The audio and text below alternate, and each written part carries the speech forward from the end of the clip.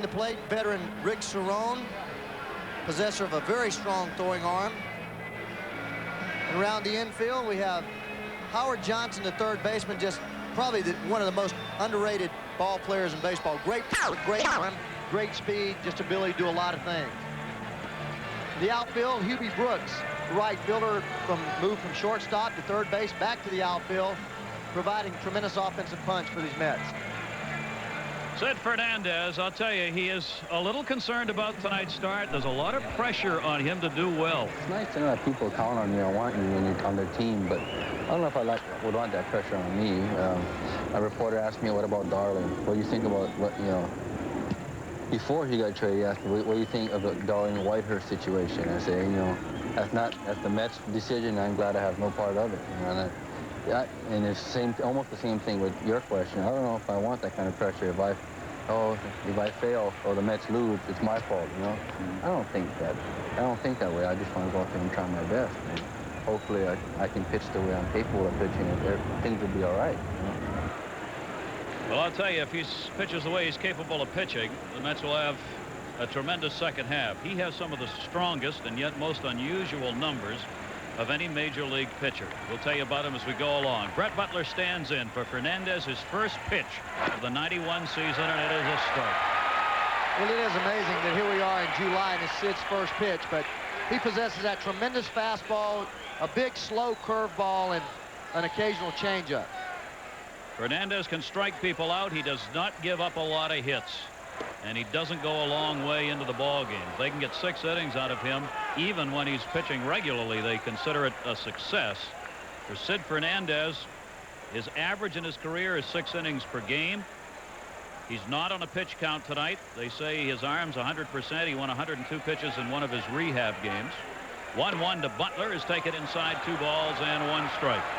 He will strike people out at an alarming rate if you're the opposition to him. And his hits per 9 innings has always been among the top 3 in the National League in the years he's been with the Mets. Yet his lifetime record is just 78 and 59. 2-1 delivery, Butler to bunt. Cerrone.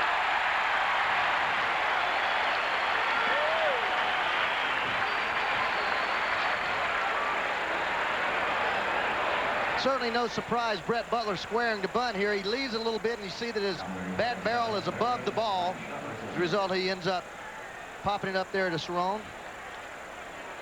Butler's an outstanding bunter. Look for him to do that again tonight. He will try and get on with that bunt a lot of times, especially if the infield plays it all back on him. He has 11 bunt hits already this year, but not that time. And Mike Sharperson. Also, Gary, he bunts a lot against left-handers. Fouled off by Fernandez. Ray, they say that it is physically impossible for a baseball to actually rise when it's thrown to the plate, but Sid Fernandez has one of those pitches. It sure looks like it does. Well, it just stays up there in that zone a lot longer because of that great velocity. He throws a 4-seam fastball, Gary, and the ball just rides up in the strike zone. It looks like it rises, but it just stays up there longer. Fernandez waiting for Sharperson to get back. Sharperson lifetime, a .286 hitter, 2 for 7 against Sid Fernandez. He's in there to play against the left-hander. Lenny Harris has been doing a lot of the work at third base, but against the lefty, they'll put Sharperson out. No balls, 2 strikes. Fernandez last season 9 and 14, pitching before what will be a packed house by the time everybody gets in here. 87 degrees, very hot, very humid in New York City. It is a summer night. 0-2 the count. Fans want the K. Won't get it on that pitch. 1-2. Gary, one thing about Sid you had alluded to before, the inability of NL hitters to solve him, but then yet his lifetime record 78-59, going 9 and 14 last year.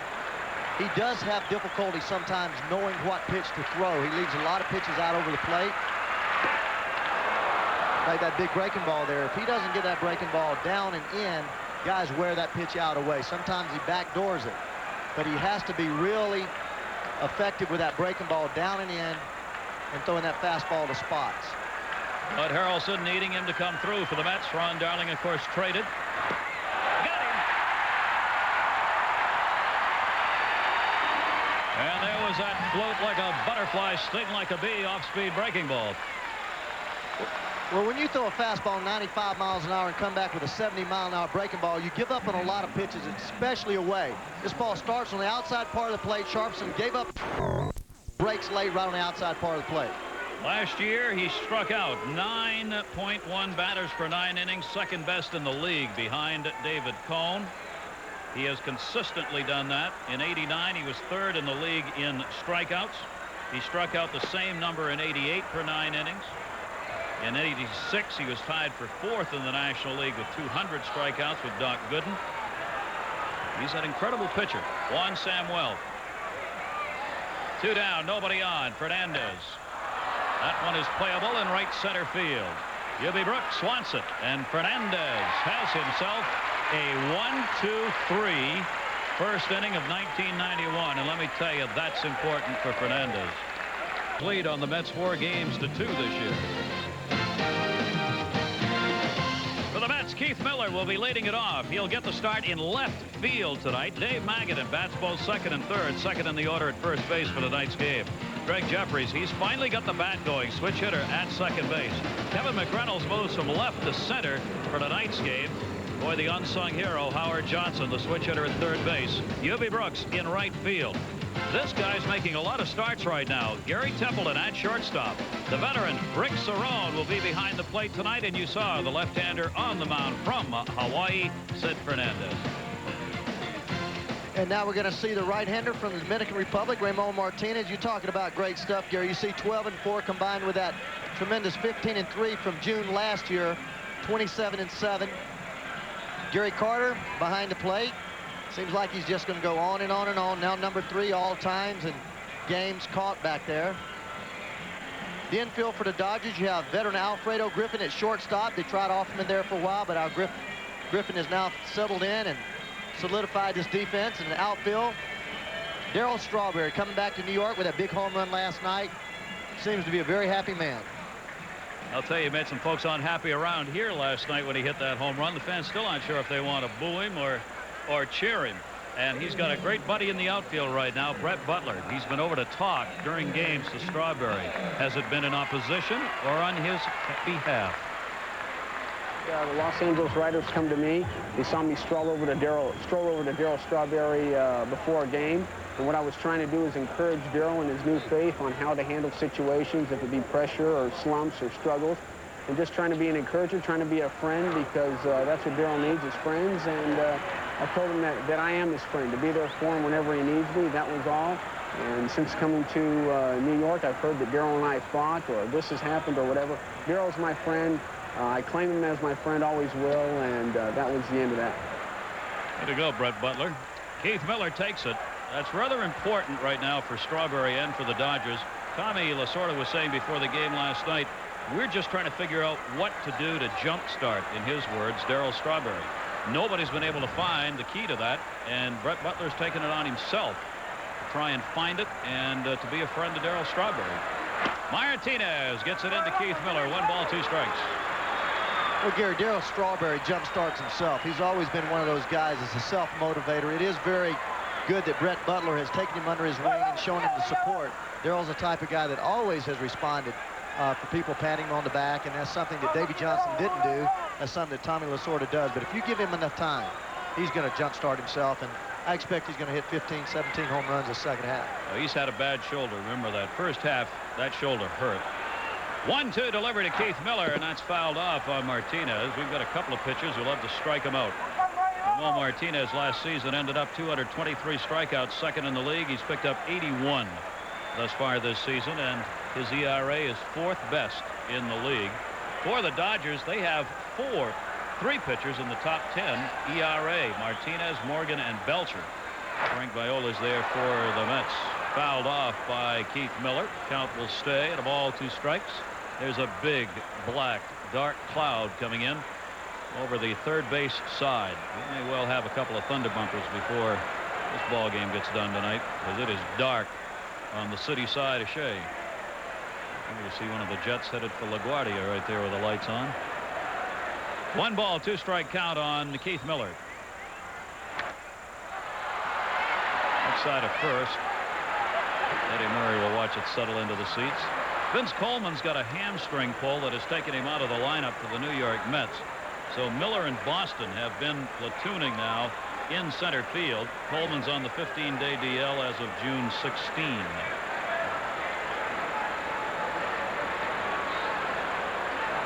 I think they call that a brooding omnipresence. Martinez. Miller's a tough contact hitter. 1-2 delivery to him. Broken bat.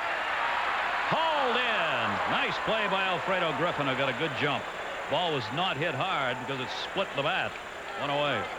Well, you're going to see Ramon Martinez work the fastball in and out. He's got that 94-mile-an-hour fastball. If he ever gets it up in the strike zone, forget it. Griffin here with a great jump, showing that tremendous range. He's now 34 years old, but hasn't lost a whole lot. Gets a great jump. Because Miller's jammed, he's able to get there. That'll take care of that one.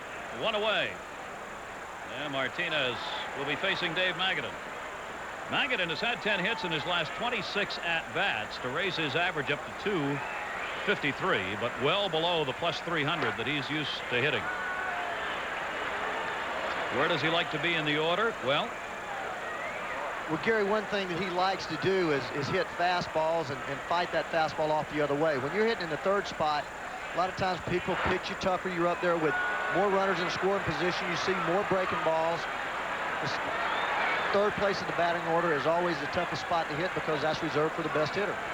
He's a line drive hitter, not a power hitter. He hit a few home runs last season. In fact, a few more than what people had expected, but that's not his forte. He clumps that one to right field, right on cue, on the warning track. Hauled in by Darryl Strawberry. Ooh, John, what's happening? Special night for a former teammate of Ray Knight's, Cal Ripken Jr. 1,500 consecutive games. His wife Kelly and his daughter Rachel Marie on hand. He hasn't missed a game since May 29th, 1982. 630 to catch Lou Gehrig. That'll happen in 1995. Some other streaks. Doug Jarvis of the National Hockey League. 962. Randy Smith in the NBA. And Jim Marshall in the NFL. Let's get back to you. And Ray said to that with 2 down. Everybody's my teammate. 2 away, nobody on. Jeffrey's up. And Gregg takes the pitch for a strike. 1 ball, 1 strike on the New York Mets switch hitter back to second base. 271 right-handed, 290 left-handed. Well, this is a great matchup here. Jeffries loves to hit the fastball. Martinez has got that great fastball, throws that changeup. Occasional slider. But Gregg Jefferies is one of the best fastball hitters. When you look at Jefferies, McReynolds, and Hojo, those are 3 great fastball hitters back-to-back. 1-2 delivery misses outside. 2 balls, 2 strikes. All 7 of the home runs picked up by Gregg Jefferies have been left-handed. And there's Big Mac on deck. It's there. It's coming in. The fans are keeping one eye on that and one on the plate. Great fastball. Chopperson had him played over towards short. Third baseman makes the play. That'll do it. Jefferies retired, so as we expected, both of these pitchers get off to a good start, retiring the opposition in order. Now, if Lou Piniella was upset before, mighty upset right now. Folks, we are having a weather phenomenon here. The temperature must have dropped 10 degrees in the last 10 seconds. I mean, just the wind started blowing. It's blowing heavily out to right field right now, and it is pitch black. Fernandez to Eddie Murray, and it's up high for a ball. That's kind of important here because for Fernandez and the Mets, they do not want to have the start delayed. It's the first one he's had. They want to get him in a groove, get him off to a good start. When you get a rain delay, it makes it a little tougher. Also a little lightning bouncing around here right now. 1-0 count on Murray. Off the fist, second base, Jefferies.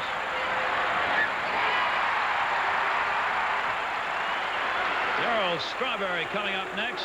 The fans boo, cheer, and everything else. They did the same thing last night. First inning, 2 on. David Combs' pitch. He knew it. To the back of the bullpen in right field. A typical Darryl Strawberry monster shot picked up last night. Now the question is that the beginning of a great second half for this guy? Strawberry's got 9 home runs, 34 RBIs. The fans are just waiting for another one right here. Strike 1. Well, Gary, when Darryl is swinging well. His hands are very active. He uses his hands to relax. You'll see him wiggle them, and right before the pitch, he lifts up that front leg and sets those hands. You see him very active with his hands right now. A lot of that has to do with the shoulder that he injured. He says that probably the biggest mistake he made in the first half was not going on the DL. That shoulder, that left shoulder, was bad enough that he should have, but he tried to play through it, and it just got worse. You see his hands here, how he sets that bat up. So strong, just wiggles the bat, loose fingers, and then grips the bat hard as the pitch comes. 0-2. Straw was concerned as he looked back. Fernandez was close. 1 ball, 2 strike count. So former teammates going at one another right here for the first time. 1 ball, 2 strike delivery by Al Cid. Drill to right field. Look out. Goodbye. Home run. Darryl Strawberry to the back of the bullpen again.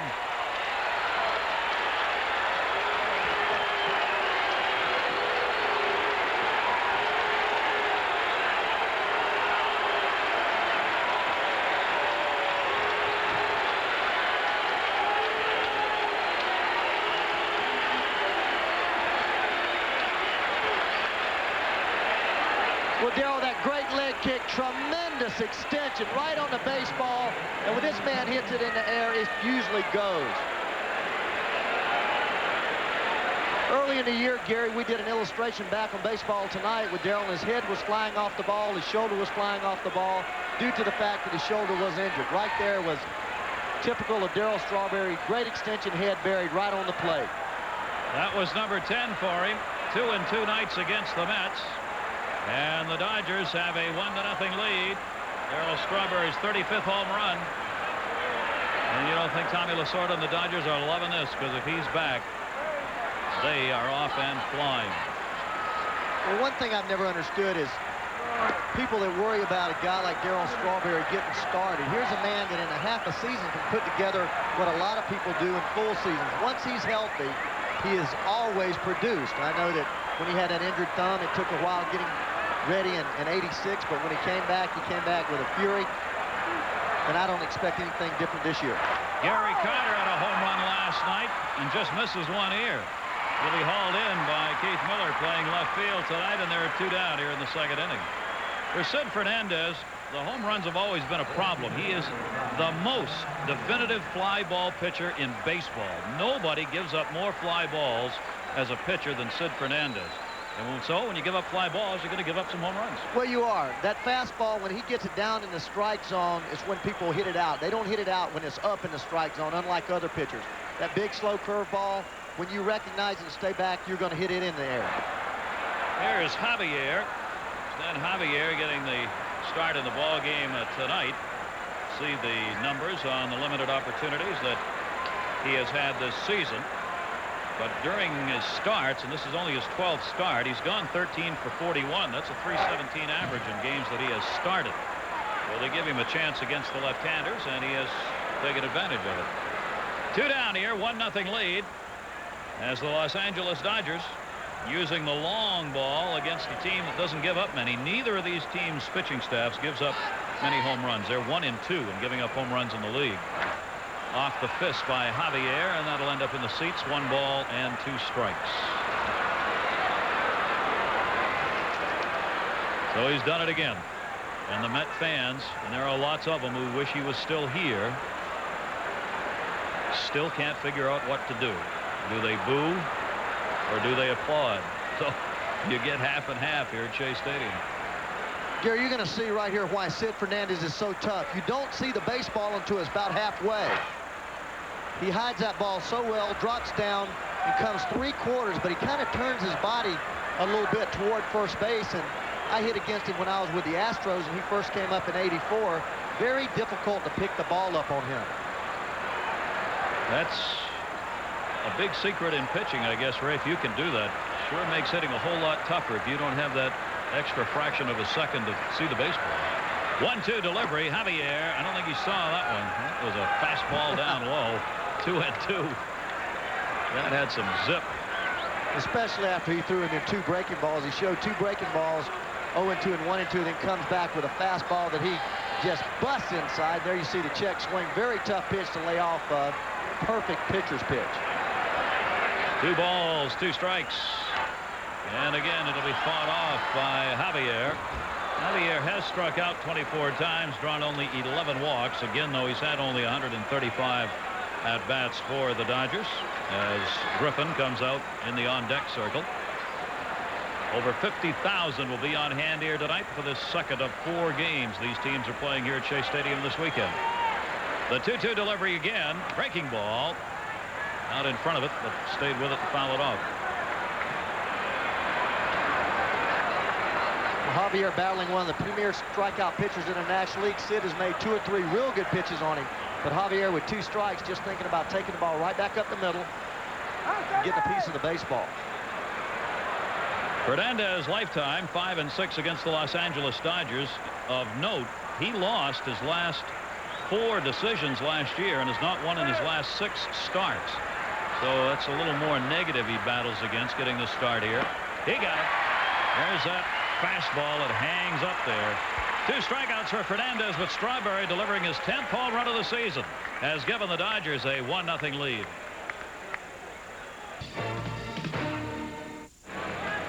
But Harrelson has drawn some criticism from the press in New York this season for the juggling he's done with his lineup. He's, as you see, at 63 different lineups compared with the Dodgers 44. We had a chance to ask him about those changes. We had more off days in the beginning where you didn't need to play your bench.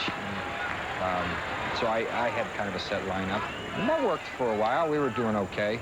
Then you get 1 or 2 injuries. It changes really the balance of your lineup. If you lose a leadoff guy and you have to find one, then yeah, it changes the balance of it. You either have to move guys up within your order. And actually, when I started changing lineups is when we started winning more. Well, they're winning right now. They've had a great month. 12-3 in July, including a 10-game win streak they were on. They were on it, though, while the Pittsburgh Pirates weren't losing either. It's been a matter of staying that close, but if they had not been on that streak while the Pirates were winning, they'd be virtually out of it.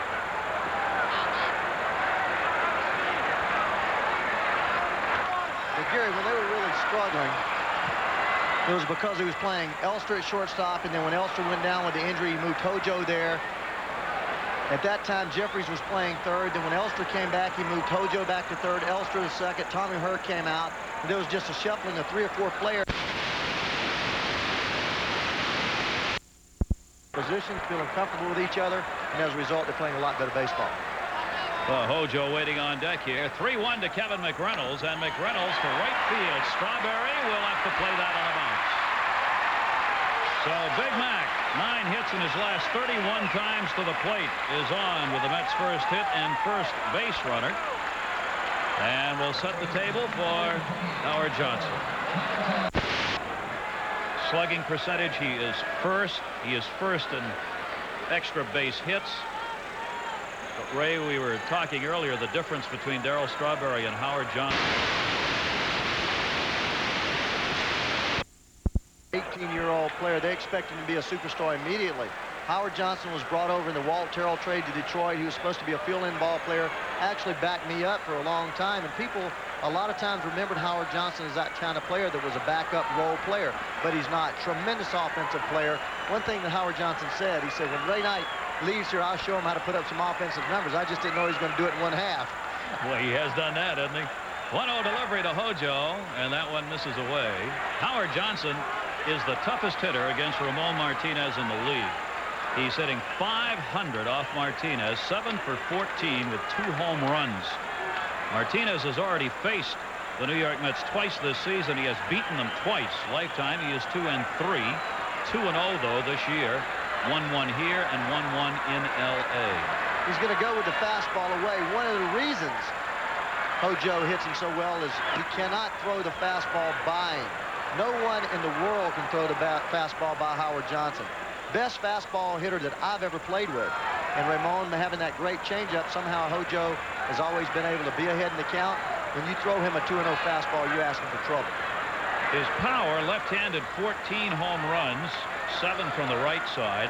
He's batting .243 right-handed and .271 left-handed. The 2-1 delivery to him up high. I was asking one of the coaches tonight, Ray, is there enough difference in Howard Johnson's at-bats on the left side that maybe he shouldn't switch hit? Well, it's very difficult when Howard Johnson does hit a lot of home runs from the right side, but he has a lot of holes from the right side. You throw him anything soft and he cannot hit it. He likes a fastball up, out over the plate, right-handed. He's one of those guys that's such a good left-handed hitter that I would tinker with the fact or the thought of trying to switch him around full time. 3-1 with McReynolds at first base, a 1-0 lead here for the Dodgers. The incredible thing, one of the incredible things about Hojo is that when he hits a ball right-handed, he can hit it as far right-handed as he does left. He's had 1 home run this season in the upper deck in Pittsburgh, batting right-handed. Well, I don't think he trusts his hands right-handed like he does left-handed. He can let the ball get right there and just explode left-handed. 3-1 to him, a fly ball to center. Brett Butler. That'll be the first out of the inning. McReynolds will go back to first, and we'll check in with John Saunders. We told you the Pirates were putting an offensive show on. Well, John Smiley in the second facing Carmelo Martinez.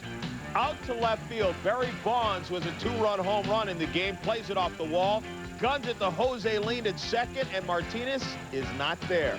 The single is out at second. 4-0 in the second. Back to you. Hard to believe the Reds could lose 9 in a row. Lou Pinella's finding that hard to believe, too. Well, when you don't have pitching, you end up giving 5 or 6 runs up every day. You're going to lose in big streaks. The key to not losing 4 or 5 games in a row is always having that great stopper. UB Brooks to center. Butler's going to play it on a hop. McReynolds at second base. And he will stay there. So UB Brooks, who had never had a hit in 6 at-bats against Martinez, gets one there. And the Mets, with 2 singles in the inning, have runners at first and second. Well, he throws him a changeup, and you see it right off the end of his bat there, but he'd be staying back. One of the most professional hitters I've ever seen. No situational hitting, studies pitchers very well, stays back on the changeup, and is able to get it out there in center field for a hit. Now we will see one of the veterans at the plate in Gary Templeton. Tempe came over to play the backup role for the Mets in the infield. He's now starting a lot of games, and if you talk to some people around the Mets,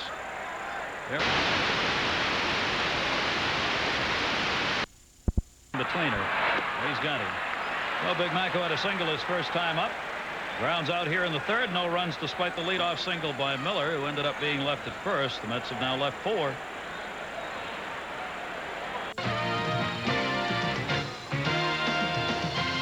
ESPN Major League Baseball is brought to you by Miller High Life. Buy that man a Miller. Buy that fan a Miller. By Certainty, manufacturers of high-quality Insul-Safe 3 fiberglass building insulation.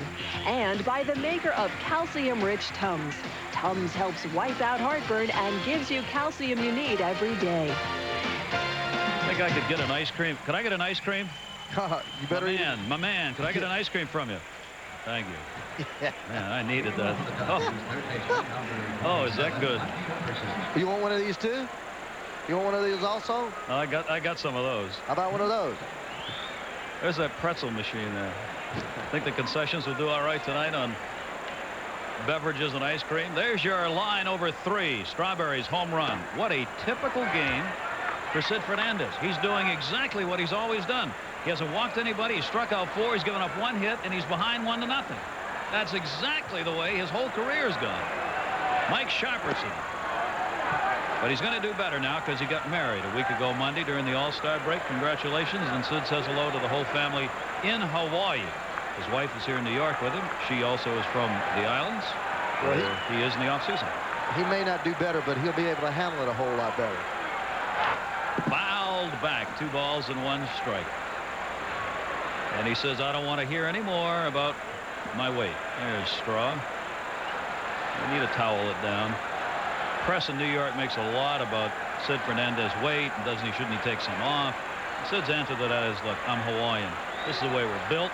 It's the way I was born. I'm going to die this way. Leave me alone. Here's the 2-1 delivery. I guess it must be the poi. You ever had poi? No, I don't. Over there? So. No, I don't. I love poi. It's a staple, like rice is to the Asian countries. Mixture in a bowl, and maybe that's what does it. A lot of it. It sure hasn't hurt his pitching, I'll tell you that. Here's the 2-2 delivery. Talked about this being a fly ball pitcher, Sid Fernandez. This ballpark is tailor-made for him. Take a look on deck, Samuel. This is a pitcher's ballpark. In almost every offensive category over the last 5 years, this ballpark doesn't give you anything. It reduces home runs by 10%. It reduces runs. It reduces averages. It reduces extra base hits. It's a pitcher's yard. 2-2. It's raining. Inside. You hit here. Well, the reason is the outfield grass is always high and very thick. You hit a ball in the gap where the outfielders can run it down because it cannot get through like on AstroTurf or any hard surface. The grass is fairly high. And the Criminals will play that one on a hop. So that's going to be a leadoff single. Mike Sharperson, who had been called out on strikes his first time up, just the second hit for the Dodgers. A leadoff single here in the 4th inning. And we'll bring up Juan Samuel. Juan Samuel. You see here where he and the Phillies average 14 home runs a year. To go along with that, about 30 doubles and 10 triples.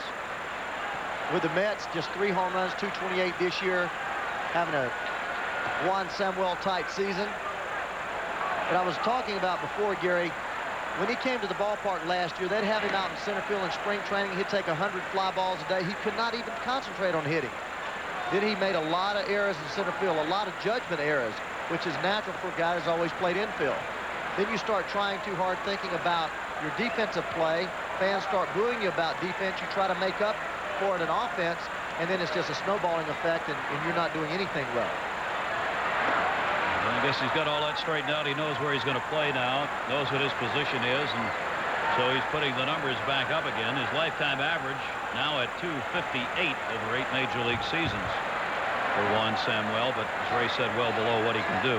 Mike Winters is the home plate umpire. Tom Hallion, Eric Gregg, and Joe West working with him. We'll see how long they go here. Down goes the base runner. They got him trapped. Sharperson caught in the middle. Magadan tags him out. A hit and run that didn't happen, and neither did anything else. It's a caught stealing. Well, we mentioned Rick Cerone throwing great, but once you commit here on a hit and run, there's no way you can stop out here. You're right in the middle, 45 feet from nowhere. Big leaguers are going to get you out. Once you start a hit and run, it's up to the batter to make contact. You still go on to second base. The catcher may throw the ball away, but you cannot stop right there in the middle or you're out. A 2.63, Cerone getting credited with throwing out another base runner, and boy, he's doing a hell of a job. Look at the major league average for catchers, only 29% throwing people out. And he's up there at 42, and Gary Carter is right there with him. Carter's up at 35%. So the bases are now empty with one away, and a 1-1 count on Samuel, trying to keep the bat dry. Umpires check with the weather forecast national office in New York before a game starts when they know there's a chance of rain, so they've been told whether to expect something to move in and stay or move in and leave in a hurry, and that'll affect what they decide to do in a game. Taken down low this time, 3 balls and 1 strike. Darryl Strawberry's home run. The only run up there. Gary Thorne, Ray Knight, great to have you with us.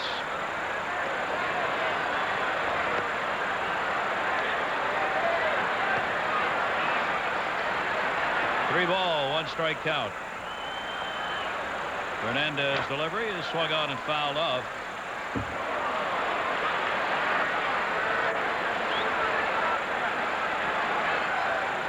Very little breeze right now, so it's not blowing any clouds or anything away. Samuel flat out to right his first time up. You see Cerone with that good gun.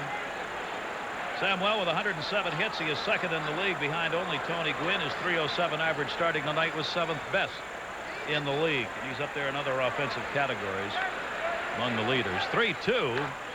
Popped up the first. Magadan.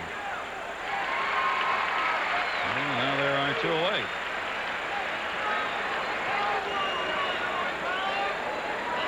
Dave Magadan, we mentioned how he had improved his fielding at first base. Last season, he had the best fielding percentage among first basemen. That's pretty incredible for a guy who came up as a third baseman. He's made himself into a very fine defensive player, which a lot of people said he wouldn't be able to do. So he gets that done, and now the average is down. All he wants to do is put it together. 2 down, bases empty. Eddie Murray. But Gary, if you can catch the ground ball, if you have good hands, first base is much easier to play to third because you have to worry about setting your feet at third base and throwing the baseball. Magadan has always been able to catch the baseball, so it doesn't surprise me at all that he's become an outstanding first baseman. When he had problems, was always setting his feet to make the throw. You just don't have to make that many throws at first base, and he's become an outstanding one. Mets are mighty happy about that. What they lost is maybe the best defensive first baseman the game's ever had. Keith Fernandez. No balls, 2 strikes. Interesting story carried in the press again in New York today. Fernandez is making overtures about trying to come back as a bench player for the New York Mets. Well, that doesn't surprise me either. Keith makes his home here in New York, and I knew that. In fact, he told me he was not happy in Cleveland. He got hurt there with a lot of nagging injuries, but he's now a New Yorker. Hauled in by Kevin McReynolds in center field, retiring Eddie Murray. No runs, a base hit, but only 3 batters faced. It's still 1-0 Dodgers. And these New York Mets are at it in front of the box heads of Shea. Covering up with a little light rain falling. Strawberry hit the home run. That's the only run up there. And Hojo, that's a no pitch. Hojo was backing out of there before Ramon Martinez got it in. Martinez, 1 intentional walk, no strikeouts. Wind picked up again, blowing out to right. This is Hojo's kind of wind. He hits one here. It may end up in the park across the street. Martinez misses up high with it. 1 ball and no strikes. We start at 87 degrees game time. And that was cool for the day. It has dropped down considerably. 10 degrees or more with the big thunderstorm clouds moving in. And there are thunderstorms around, and it's raining here. Hojo up front of the off-speed pitch. I don't know why anybody would ever throw a fastball to Howard Johnson. At least not anywhere near the plate. Well, they don't try to, but sometimes they, like Ramon, started off with a changeup for a ball, came back with a changeup in a good spot. Hojo, over the years, has gotten more and more patient, has stopped chasing bad pitches. That's the one he wanted. Left center field. Butler and Javier there. Butler with a big, long, mitted glove comes in to haul it in. 1 away. John? Twins and the Red Sox, West facing Carlos Quintana. He comes up with the base hit, and Wade Boggs is coming around trying to score. Kirby Puckett comes home with the throw. Harper is there, and Boggs, sliding too late, catches a cleat before he hits the plate and was injured momentarily. He would leave the field of his own steam. Let's get it back to you. Tells the story of the Boston Red Sox of late. They're struggling. Towel brought out to clean off home plate here at Shea. 1 down, nobody on. UB Brooks coming up. Martinez. Breaking ball on the outside corner. Opponents against Martinez this season batting just .219. That's the 5th best in the league. They hit only .221 against him last year. That was 3rd best. UB's not going to catch that one. 0-2. He's just tough. Oh, he is tough. Well, he starts Hubie off with that slow breaking ball, which I've not seen him throw, Gary. He always throws the slider and the changeup and the fastball, but he threw a slow breaking ball to Hubie to start him off, and there it is again. Center field again. Brett Butler's had a busy night out there, including throwing a base runner out at the plate, Kevin McReynolds. 2 down here. This is only one of 2 Martinez. There's another. His name is Pedro. Started the season A-ball with the Dodgers. He went 8-0, was promoted to Double-A in June. His record as of today, 5-5. His ERA 2.3. He has struck out 61 in 58 2/3 innings and given up only 52 hits. The Blue Gloves, Pedro, may be able to join Ramon Martinez. Ramon saying he would consider that a great highlight of his career if his brother could pitch with him on the same team. Tell you what, on that video, he looks like a clone of Ramon. Throws the same delivery, same location that he releases the ball from. Murray gets it over to Martinez, and that's going to do it. So the pitchers are dominating here, just as we thought they would, through 4 at Shea Stadium. The Dodgers are leading on Darryl Strawberry's home run. Over the years, Scoreboard and how Sid Fernandez working. Fastball in for a call strike. and another fastball up and in that he fouls off. Then Sid 0-2 wastes the fastball away. Then he makes a mistake trying to get the fastball away. This pitch right here out over the plate, Darryl Strawberry just hits it about 415 feet out there, right underneath that blue scoreboard.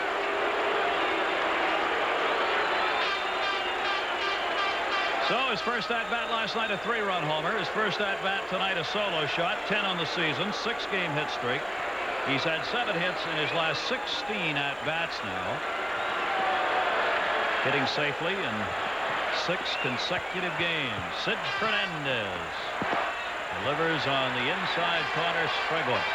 Well, Darryl likes the ball out over the plate. I'm a little surprised that Sid made the mistake out over the plate. He tried to pitch him in, started him in with 2 pitches again, came right back in with a fastball, now going with that slow curveball away. Ooh, batting cool. If you're going to get Darryl now, you've got to bust him inside 2 or 3 pitches, then go back to the breaking ball. You don't want to even show him a fastball away. Here's that slow curveball. Darryl out in front, reaching about a foot short. Fernandez, 0-2 count. Up high. Sid's right on the money from where he's always been with 4 strikeouts already. He's going to go again with the breaking ball. 1-2 delivery. Too far outside, 2 balls, 2 strikes. And he threw that a little harder, Gary. You see that he tried to throw that ball a little harder. That's the first hard breaking ball he's thrown tonight. Most of his breaking ball is that slow, lazy curveball with good bite on it. Cerrone there, 2, another breaking ball. At least he's suggesting that. See if he goes back with it. Another curveball. Curveball coming on a 2-2 delivery. And it's full, 3 balls, 2 strikes. Strawberry against his former teammates, the Mets, now 4 hits and 16 at-bats, including 3 home runs and 6 RBIs. Held Sid in his first start of the season. 3-2. Fernandez gets the foul ball off Strawberry's bat. Well, former Mets hitting back-to-back in the lineup tonight with Carter on deck. Gary really takes care of himself. He weighs right around 202 pounds, is what he weighed throughout most of his career, has not gained an inch anywhere. Just really takes care of himself, and as with Bob Boone and Carlton Fisk, allowed him to play this game a long time. 3-2, and he got him with heat.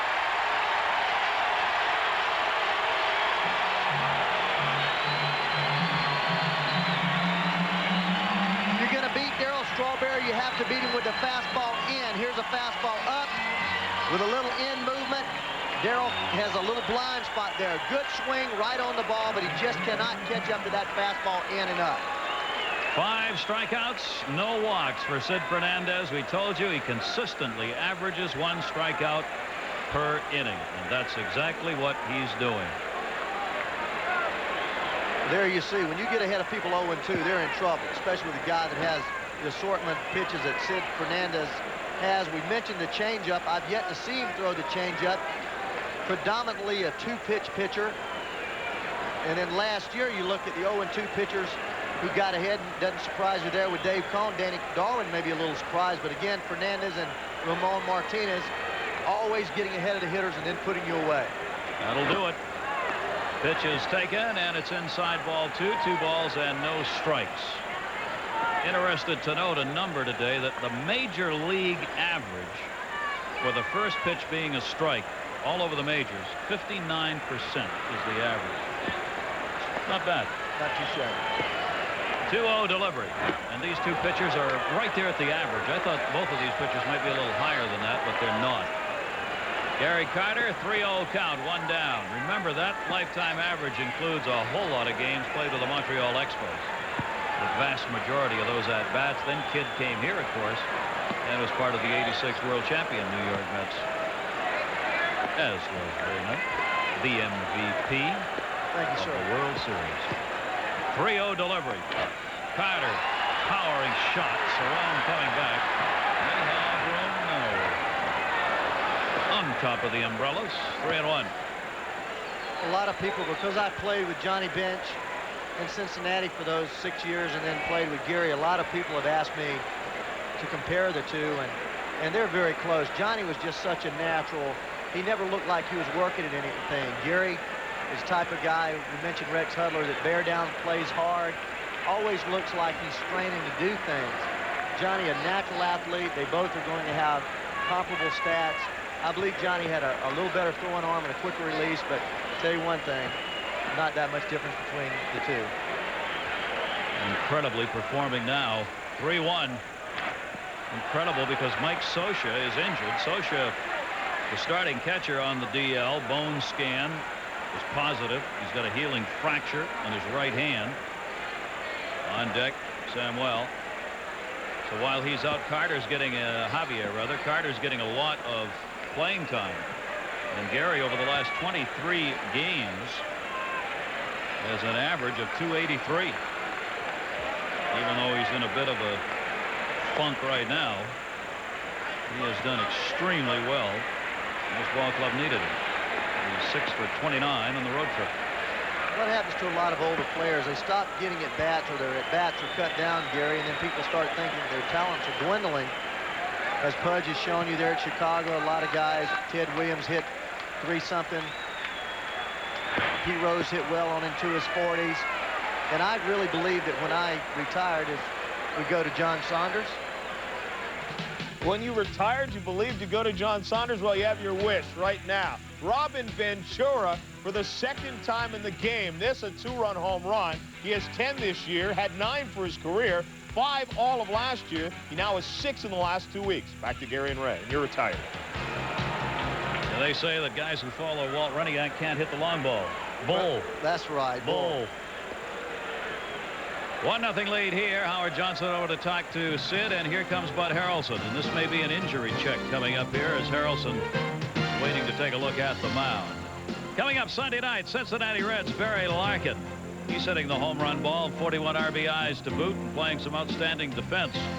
Barry Bonds of the Pirates, 62 RBIs already. They'll meet ESPN Sunday Night Baseball, 8 o'clock. It'll be the Reds and the Pirates. Buddy Harrelson was concerned about the mound. It's getting a little damp. There's a very light drizzle, light rain falling. And they're going to bring some of that solvent out, which will soak up some of the wetness on the mound as the footing's getting tough for the pitchers. These are the shoes behind the plate of Rick Cerrone. See how it cakes up. Can't pitch when your shoe looks like that. Well, Buddy came out and asked for the timeout. Obviously, the umpires have been told that whatever's here is not going to be too heavy for a while, so they're just going to try and play through it. Well, a lot of infields have a very solid base, and then a little bit of dirt, like LA has that crushed brick out there, and San Diego has a tremendous, almost cork-like infield. It seems to just bound back when you step on it. Here at Shea, there's always been a lot of surface layer, almost like sand. And anytime it gets just a little moist, it tends to cake to the bottom of your shoes, and very difficult for footing, hitting-wise, pitching, and defensively. Remember, this whole area is built on a swamp out here in this area of New York. So you've got a lot of water, sits very close to the surface. Dodgers leading here by a score of 1-0. Darryl Strawberry picking up the home run. Sid Fernandez, one of only 2 hits off the left-hander. The other races that are going on that we keep you posted on here on ESPN, you see Pittsburgh still shutting out Cincinnati in the 6th, and Atlanta-St. Louis, first game of their series. No score in the bottom half of the 2nd inning. Braves making a run at the Dodgers. Pittsburgh ahead of the Mets by 4. Fernandez to Javier, thinking about bunting. The first walk of the game given up to Gary Carter, who's on at first base. Javier, who struck out his first time up, trying to move a base runner around. Only one leadoff man has been on base in this game. Shopperson with a single in the 4th, but he was caught stealing in a hit-and-run situation. Magadan playing in front of Gary Carter at first base, sharing a couple of chats there. 1 down. The 1-0. Javier again around, up high, 2-0. Now, here's Sid in the inning where he runs into trouble with a strike zone. He got behind on Strawberry. He got behind on Carter and walked him, and now he's 2-0 on Javier. And that will happen in 1 inning of Sid starts, and this may be it here in the 5th. 2-0. 2-1. Javier not squaring around on that one. Well, that's when you cannot be late on the fastball. When a guy has you 2-0 and throws as hard as Sid Fernandez, you have to think your pitch bat barrel out front. That was a perfect pitch to hit, a little bit up in the strike zone, about belt high out over the plate, and that's a pitch you cannot miss. You don't see a whole lot of those, maybe one per at bat against a guy like Sid Fernandez. 1 walk, 5 strikeouts. 1-0 Dodger lead. A 2-1 count. Carter at first. In the lightning and the rain. Inside corner strike.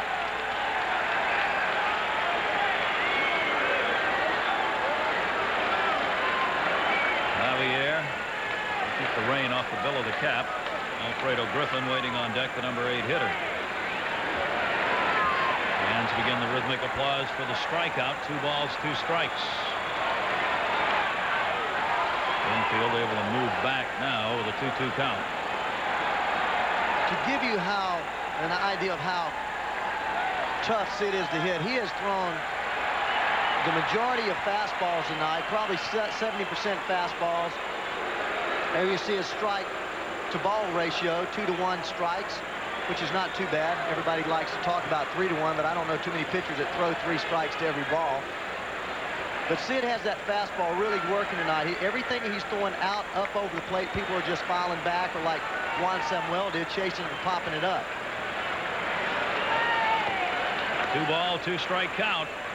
Long look at Carter. Playable in right. Ubi Brooks. Carter playing it halfway will go back to the bag. 2 down. John? You're right about that, John. What a struggle for the Cincinnati Reds. All kinds of chances to gain ground on the Dodgers, who had that 7-game losing streak ended last night with their 10-5 win here. But not able to do it because Cincinnati's not been able to win. Carter remains at first now. Alfredo Griffin had a big night last night, went 3 for 4, 3 RBIs. 3 RBIs, a season high. He did have 1 game in his career where he had 4 back in '88. 2 down. And another pop-up. Sid is on. Jeffries will put it away. We talked about how he's got to get the ball up in the air and get strikeouts. He is doing both of those things here tonight. He has had but 1 ground ball out, but he's behind. Was at home tonight at the Big O, hosting San Francisco. Donald Robinson on the mound, facing Gilberto Reyes. Pulls it out to left field. Larry Walker trots in to score. Dave Martinez into third, and Reyes hustles into second. They lead it 6-0 now in the 6th. Back to you. And a former Montreal Expo is now with the New York Mets in the trade with Ron Darling. His name is Tim Burke, who right now is thinking about a daughter back home who had open heart surgery. He's here, she's there. Yeah, I think I could have drawn up a better scenario to be traded, but the timing is all right. I mean, we've had a daughter with open heart surgery a couple of days ago, and she seems to be semi-stable, and it's just a tough time to have to leave home, leave my wife and the other 2 children, and it hurts. It hurts a lot. It's a rather emotional time, but yet when the plane hit here, I'm totally ready to do my best for the Mets tonight, and I'm looking forward to helping them win a pennant. Sometimes forget that there's a human side to these lives that are lived out there in these uniforms. He is quite a story personally. As Rick Cerrone leads it off here, they have adopted, the Burks, 3 children now, 1 from Nicaragua, 1 from Guatemala, and 1 from Korea.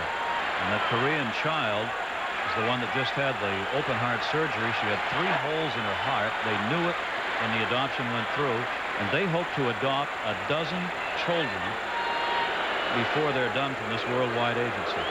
More power to him. Cerrone fouls it off. 1 ball, 2 strikes. Well, Gary, you know, you talk about that. That sets the stage really for what this ball club has become here in New York. Talking to Doc Edwards, the catching coach here, he talked about the acquisition of the Cerrones and the Burks and the Templetons and the Tommy Herr's, guys that know how to play and come to the ballpark and never complain. Tommy Herr a little bit early because he's never been in a situation where he hasn't been an important cog to a ball club, but now he's important in the fact that he's a part of a club that he can do other things instead of play every day. But Berkey is so important to this ball club because he adds a depth to the bullpen with Pena that they haven't had in a long, long time. That is playable in right center. Butler, who can cover all over the place out there, hauls in another one and chats with his buddy in the outfield, Darryl Strawberry. He's caught him in left center, right center, dead center. Cerrone's gone. One out here in the 5th inning. Tommy Lasorda in town again. A clubhouse full of food. He's sticking to his diet. Every deli in New York sends something out here. He had roast beef sandwiches today that were about 8 inches high, and he was begging people to eat them. Fernandez fouls it back, strike one. He wouldn't let anyone have less than a half a sandwich. You could eat half of one of those sandwiches. You wouldn't walk for about 5 days. Ben Himes, one of his coaches, came in and obliged and took a pretty good ribbing for it, too. Here's the 0-1.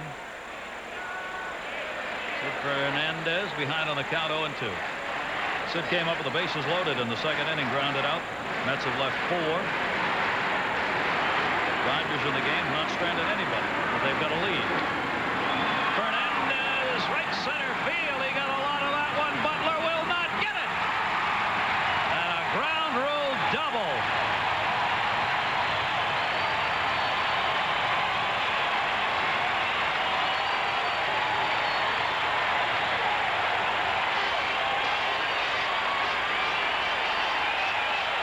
The breaking ball, Ramon throws right up around the belt.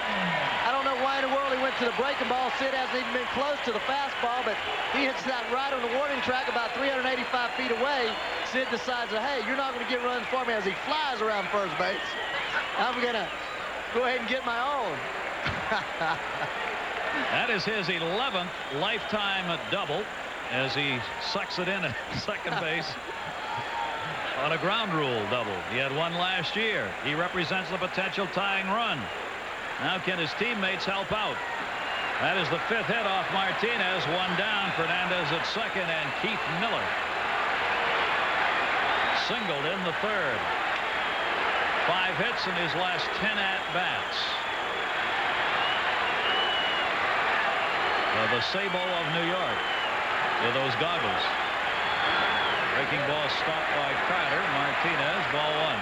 Gary, you mentioned the depth of this ballpark and how it is a pitcher's park. That ball is a home run in a lot of ballparks. It's 396 out there to right center field. Is probably about 30 yards right of center field. Most ballparks out there are about 380, start at 375, and gradually 380 out to about 402 in center. This ballpark, 402, 410 in center, 396 right there. That's a home run in a lot of ballparks. That's why Fernandez does so well here pitching. The 1-0 pitch, that's a base hit into left field. Javier Fernandez will stop at 3rd, hits the cutoff man.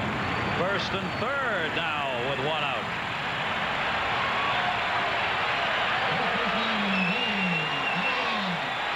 Miller's 2 for 3. Is he ever hot?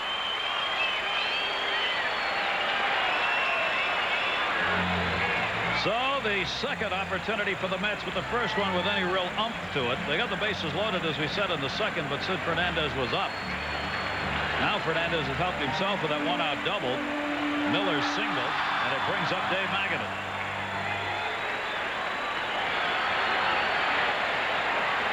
Lasorda's got a 1-0 lead, but it's a little shaky right now. Magadan, 282. With runners in scoring position for the Mets. Better than his overall average. He was 0 for 2 here tonight with a couple of fly ball outs.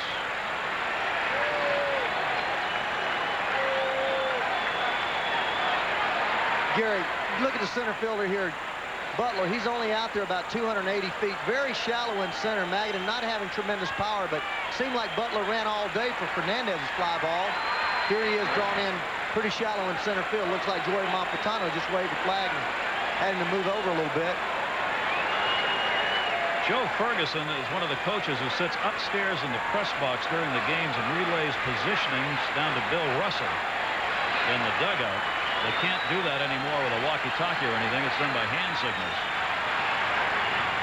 Breaking ball, fooled him badly that time. No balls, 2 strikes. Magadan had guessed and guessed wrong. You know, Dodgers are one of those teams that for a long time have had the walkie-talkies, as we see Martinez throw that changeup, and way out in front, Magadan being a very quiet hitter, meaning he doesn't have a lot of movement in his head or his body. But with that tremendous changeup with Ramon, it's very difficult to stay back and time that ball. 0-2 count on him. Still without a strikeout in this game. We'd like to get one right here. Magadan can tie it up or do better. Fastball overthrown, 1-2. Mention the walkie-talkies. The Dodgers have always been a team that use the walkie-talkies. They're tremendous coaches. Ron Pernowski there, Ben Hines on the left, Pernowski in the middle, Lasorda. Joey Malfitano, the third base coach, is the guy that moves the outfield and the infield around per instructions from Joe Ferguson, who's somewhere up there in the sky. In the press box.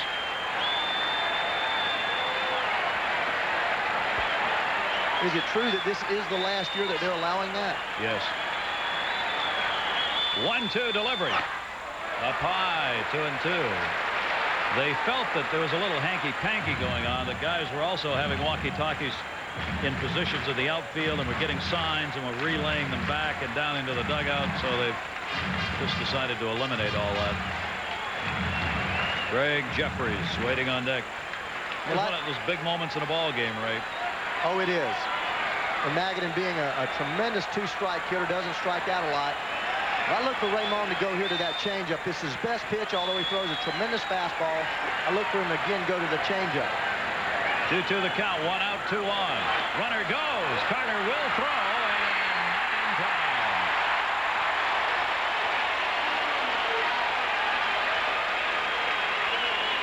Stolen base for Keith Miller. Pretty good odds he was going to get that one. He's got 6 stolen bases and 8 chances. Keith gets a great jump, glances in. Great job by Buddy Harrelson. 2-2 count with a contact hitter up. Sends the runners to stay out of a double play. Now you're in a situation where the base hit. Here's a great throwback, Gary Carter. Ball a little high, but still Keith was there no matter what. But now you have a situation, base hit scores 2 runs. If Sid can lumber on home with a single left, I wasn't sure he was going to get to third base on that single to left before. They knew he wasn't going to go home on the stolen base throw, I'll tell you that. Gary didn't even look down the third, did he? 3-2 delivery. Magadan chops it. Fernandez is coming, but it's a foul ball.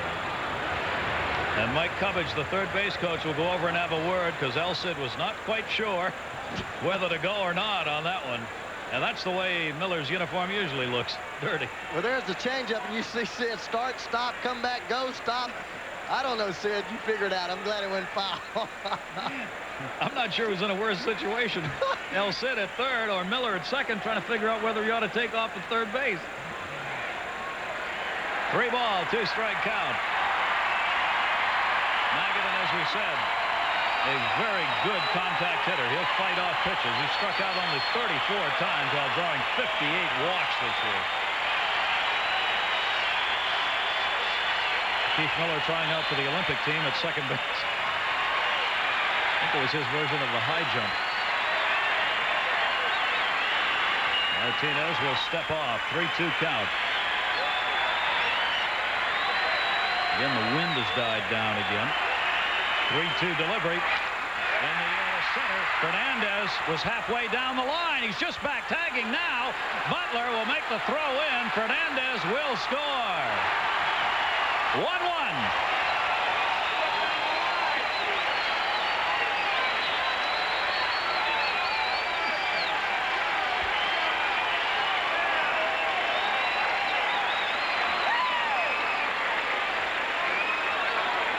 It ain't pretty, but it's a run. And the Mets have tied it up. Dave Magadan getting the RBI. That'll be for Magadan his 37th run batted into the season. And Sid Fernandez scores on Magadan's 5th sacrifice fly of the year. Down to third is Miller. Now there are 2 down, and Jeffries with a chance to give the Mets the lead. Strike one.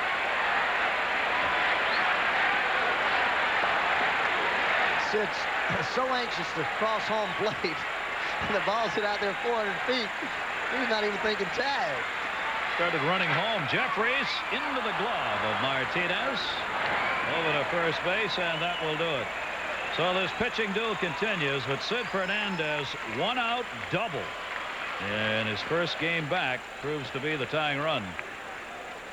Presented by authority of Major League Baseball, may not be reproduced or retransmitted in any form without the express written consent of Major League Baseball.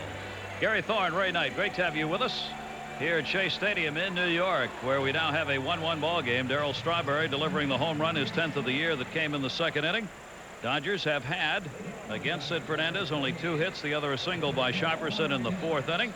Fernandez has walked 1, struck out 5. Ramon Martinez giving up the run in the 5th, as the Mets have picked up the run on 6 hits, and they have left a total of 6 on base. Just what we thought it would be. Pitcher against pitcher right here, the other way around. Martinez, ball 1. Ray, what's impressed me here, and we are in the 6th inning, Sid Fernandez is right back to pitching in mid-season form in his first start of the year. Well, Gary, if his wrist is healed, it's one of those things that I expected. Buddy Harrelson and I talked around the batting cage. He said that Sid went right through a spring training type regimen where he threw on the side, he threw 30 pitches, 40 pitches, 50 pitches, simulated games, worked himself back to where it was like opening day. There's a lot of guys that get off to great starts opening day. For Sid, that's the way it is. It's like opening day for him, and as long as that wrist is healthy, and obviously it is, there's no reason why he can't throw well.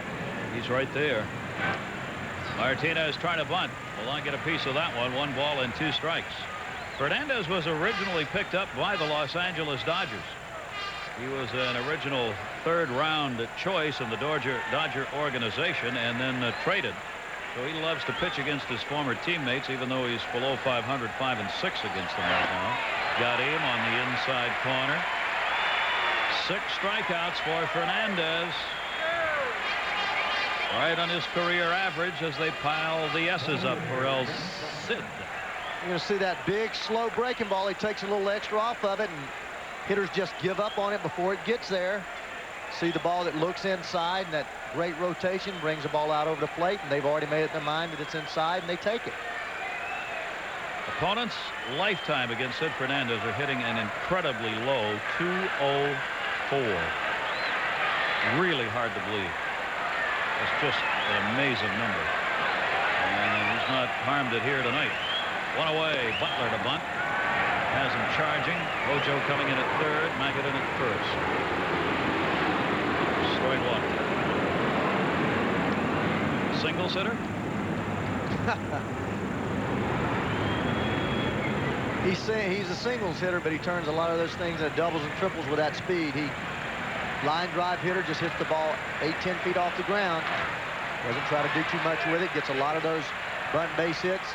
Has averaged over 20 bunt base hits a year, or infield base hits a year. 20 bunt base hits, and I guess 40 infield hits a year the last 8 years. Well, how about this? He's got an even 100 hits coming into tonight's game. 92 of them are singles. That's pretty incredible. Well, when a guy chokes up like he does, he gets up about 4 inches off of that plate. He knows what his strengths are. He knows he doesn't lift the ball. He doesn't have enough strength to hit the ball out of the ballpark. So he just does what he's supposed to do. We mentioned how smart he is, and he just takes what you give him. He knows his abilities and his strengths, and he sticks with them. 0-2 delivery to him, and a slapper to short. This is going to be a very tough play for Gary Templeton. There won't be any at all. There's another one. Infield single for him. So he's got 101 hits on the season, 3rd most in the league. Well, just a fastball away, and see, makes contact, hits it on the ground, and he knows once it's there, he's got it. He doesn't even have to kill himself to get down there. Looks back, Gary doesn't even have a play. But you see it, just a fastball out over the plate. He's almost chopping down on the ball. How do you get extra base hits with a swing when you chop down that much on a baseball? You don't.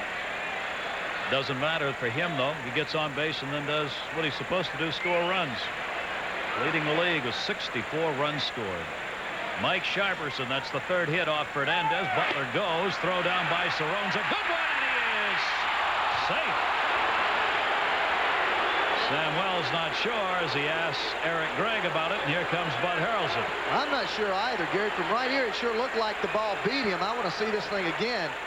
He gets a good jump. First move there, he gets a great jump. When you mentioned Sharon throwing the ball so well, but watch his throw. Right on the money. Gets there.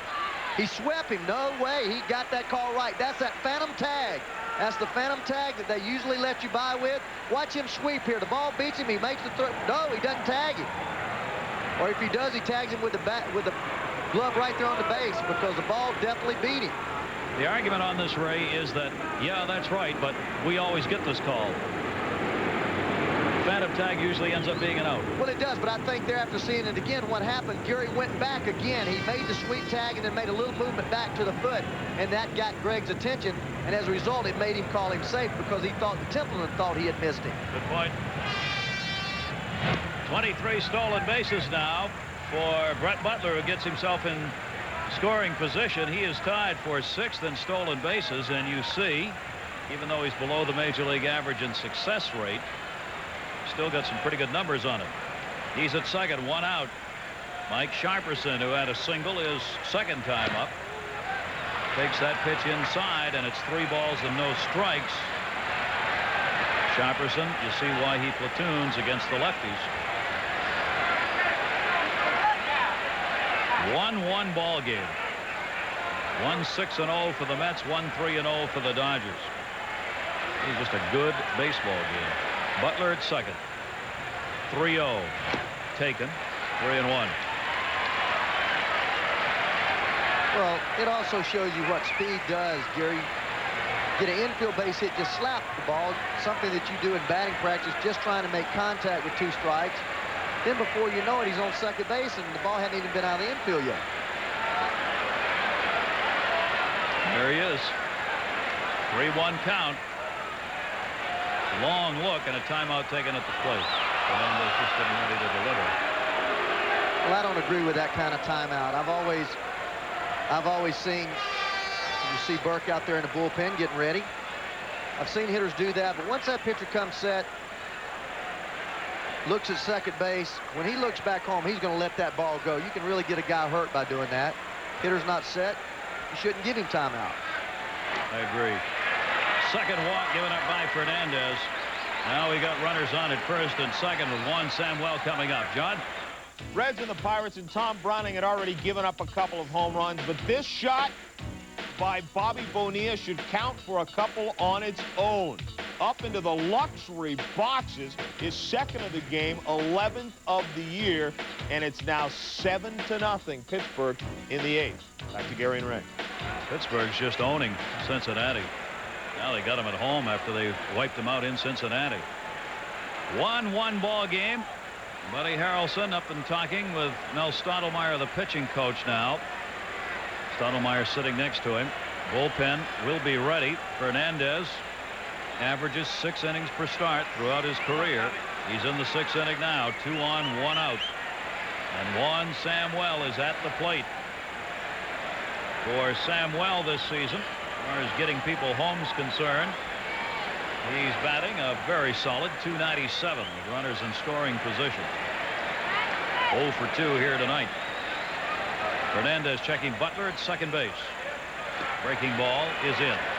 Gary, I wouldn't be a bit surprised to see Brett Butler take off with Magadan playing back at first base. Sharperson has a tremendous lead at first base. He's going to go off of Brett Butler. If Butler picks a breaking ball to go, I would not be surprised to see him go to third and Sharperson follow him with 1 out. Look at the lead there. There's no way you're going to throw Sharperson out at second base. If Brett can pick a pitch, he can steal third easily. Fernandez gets ahead on the count 0-2. They're not holding him particularly close at second base. Templeton is swung around towards the bag at short. He's the closest to cover the bag. But Butler's getting a pretty good lead. 0-2, though, the count. See where Templeton is, the Mets shortstop. Butler checking back at second base on Jeffries, but Jeffries isn't moving in on him. 0-2 delivery. Towards the hole, Templeton will go to Jeffries. Just gets the out there. Ball not hit very hard. We'll put runners at the corners now with 2 down as Samuel hits into the fielder's choice.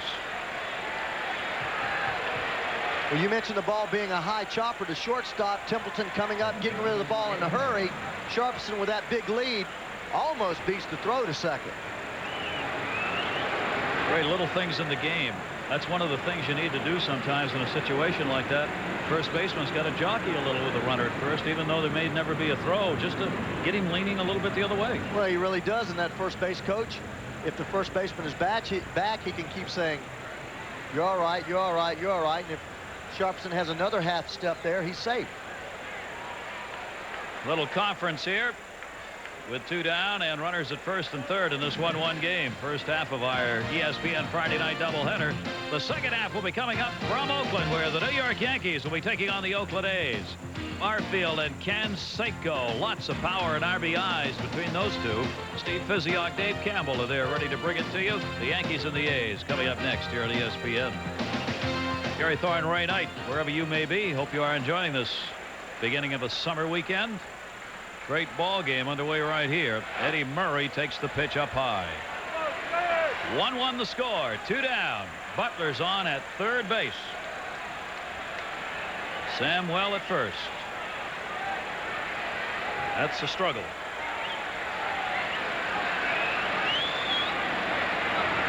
Murray has always been a big clutch hitter. Left field.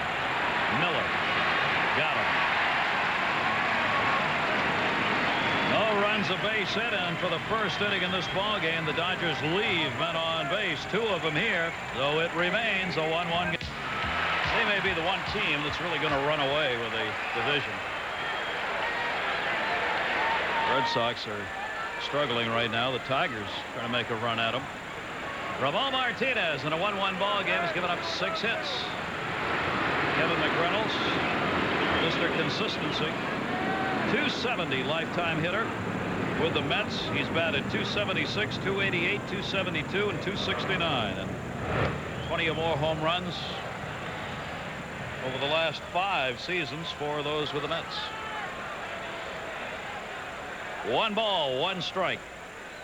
Reynolds' single came in the second inning. Fouls that off by Mike Cubbage, the third base coach. 1-2.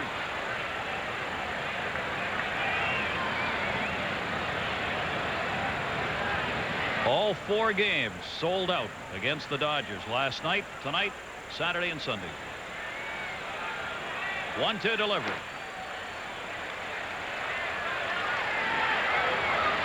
Mets will be going on the West Coast on Monday. They start a West Coast trip in San Francisco, and then they'll be playing the Dodgers again out there. So these 2 teams will see a lot of one another in the next week and a half. McReynolds the other way. Strawberry perfectly positioned. 1 down here in the bottom half of the 6th inning.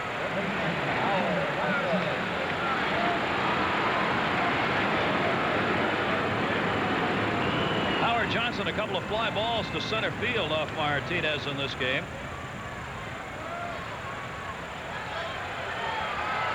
Talk about Sid being the fly ball pitcher. Here's the fly ball hitter.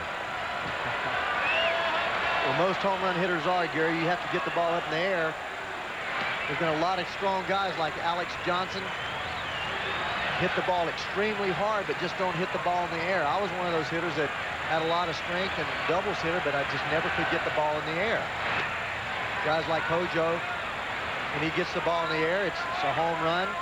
There you see the great switching on the power of these great switch hitters. Howard Johnson getting a little bit of select company there with this game's Eddie Murray and the great Mickey Mantle. Yet most people wouldn't mention him in the same breath of those players. But he deserves to be there. Another fly ball. Another one for Straw.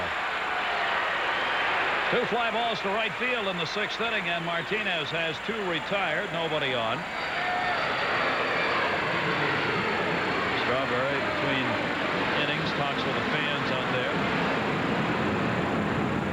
You can tell it's cloudy here tonight. The plane's going off from LaGuardia.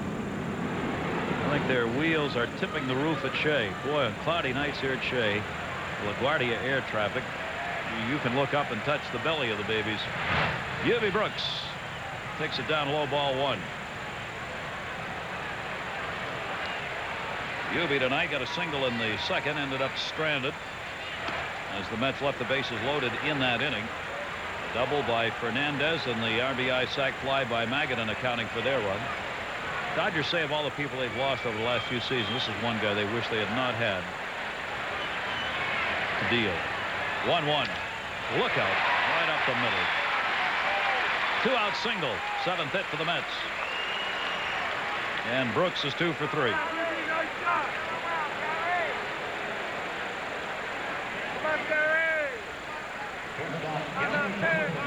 The former teammates right there with Brooks and Eddie Murray.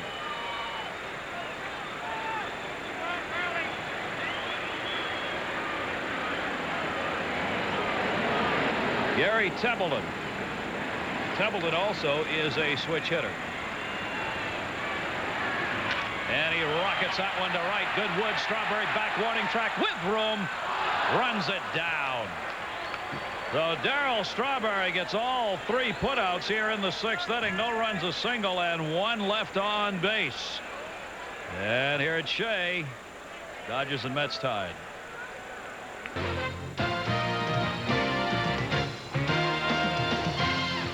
ESPN Major League Baseball is brought to you by Bud Light. Everything else is just a light. By Ramada. Ramada for the people who get it done. And by Ace. Ace is the place with the helpful hardware man. Well, Sid Fernandez is back and had a great 6 innings, but now we're going to see the newest acquisition. He pitched last night. Again tonight, Tim Burke. His skipper says about him. Now we're deep. We've got options. We can take a Tim Burke and go right through the last part of the game. He's, no matter who, right or left, the match, he's used to being a stopper. So we've got a secondary stopper. Well, Gary, I certainly agree with that, and I think that Ron Darling leaving here was a good thing for Ron and for this ball club because of a lot of things we talked about. But Tim Burke gives the Mets something they have not had. They always had that great 4-man, 5-man rotation, and always the 1 or 2 stoppers when they had a Roscoe and McDowell here at the end, but never a guy to get them there. Darryl Strawberry, first ball hitting to second base. Greg Jeffries. Strawberry, who had the home run in the 2nd inning, is gone, leading off the 7th, 1 away. Burke throws a lot of strikes. He sinks the ball in on right-handers away from left-handers. Very difficult for left-handers to hit because he has a real tight slider that breaks in on those left-handed hitters. Good movement on the fastball and occasional changeup. That's what he did last night as he came on after getting here yesterday afternoon and pitched in last night's game. So he's going to get some work, especially when Sid Fernandez works, because Sid will go 6 or 7. Now Gary Carter, 0 for 1 and a walk. I just can't get over, though, the performance of Fernandez. Right back to exactly the way he's pitched throughout his career. 6 solid innings, 1 run, 3 hits, home run by Strawberry. He walked only 2 and struck out 6. And again, he'll be non-decisioned in a 1-1 ballgame, which is his whole career. Well, the New York press again today talked about Sid Fernandez being a guy that they've always, at least the Mets staff, brass has said 20-game winner. He's never won 20. 16 has been his big year. Like those numbers tonight, so ever-present in Sid's line at the end of the ball game. Just 6 innings pitched, 3 hits, those 6 strikeouts, which again consistent with that 1 per inning. I don't know why. You know, we mentioned it before. I just don't know why Sid has always been snake bit, because he is. He's a quality pitcher, maybe the best left-hander in the game, definitely power pitcher, left-hander in the National League anyway. Great numbers to talk about. He's just such an interesting story because of those numbers. You'd think he's going to be the next 300-game winner. You put numbers up the way he does. There's Ramon Martinez, who's still in it here. He won't be unhappy to see Fernandez out of there. Those two have battled on the mound here for 6 innings. He's after his 13th win. He's 12 and 4. 1-1 the score. Burke's delivery to Carter in the air to the gap. Nobody's going to get that one. That one's going to hop off the wall. The kid's on his way to second base. Eubie Brooks up with it, will get it in, and a 1-out double for Gary Carter.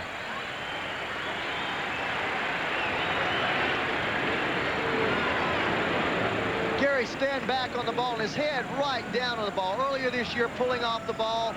We'll watch him go out and get this ball. Fastball right down the middle, just drives it right center.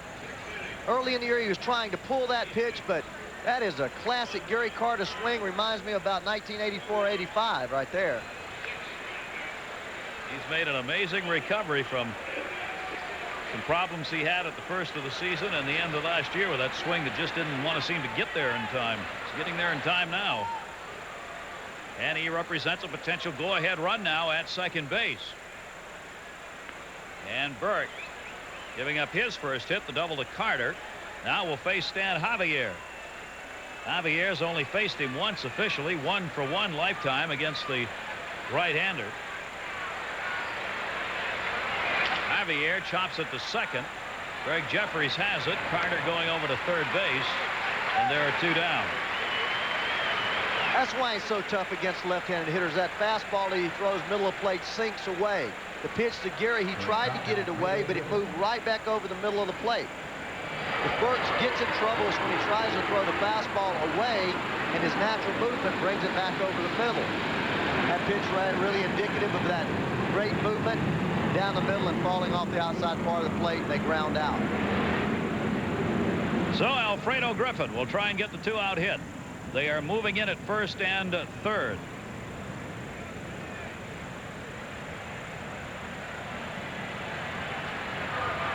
Gary Carter being talked to by Joe Malfitano. Even though there are 2 down, the Mets are going to play it in at the corners just in case. Griffin slaps it towards the hole. Jeffries will not have time, and there's one of the Mets' major problems this year. An error and a 2-1 lead for the Dodgers.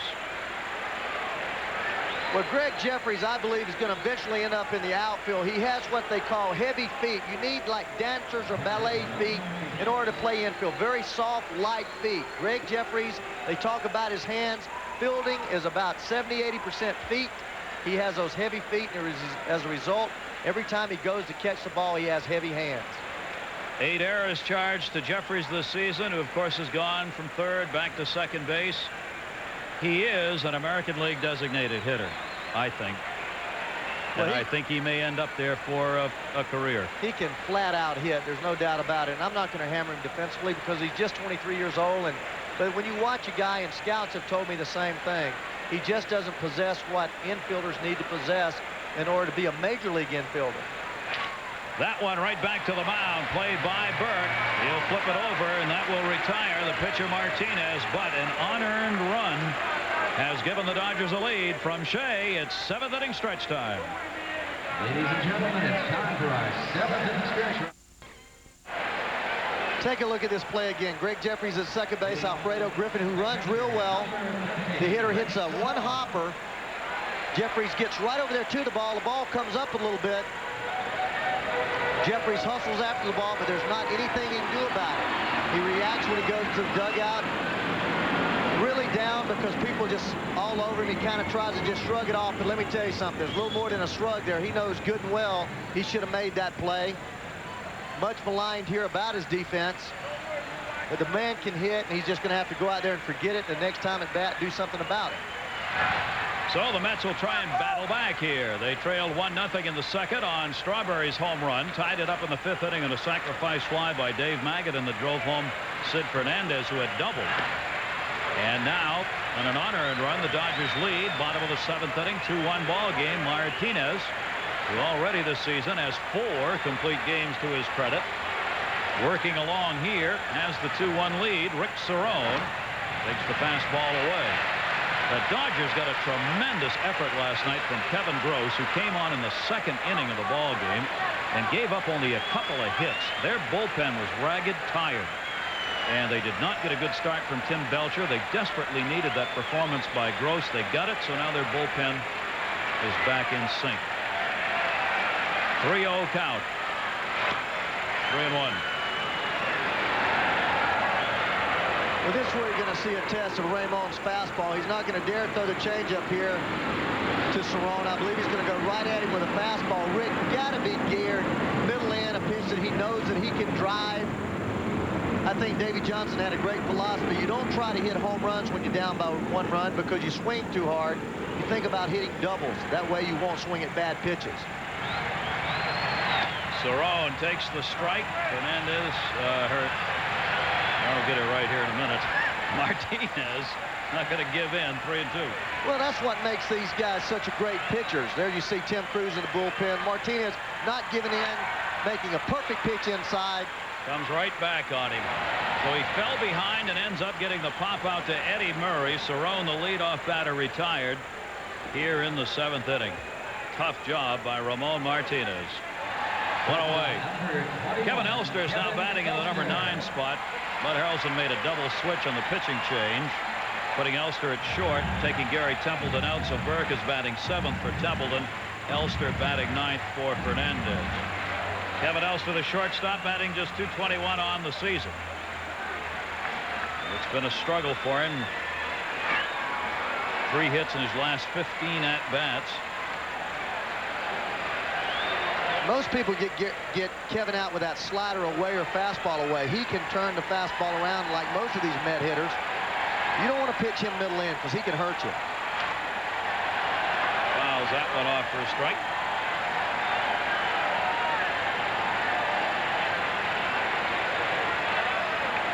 They have packed him in here tonight. There were a few empty seats when we started this game. Not anymore.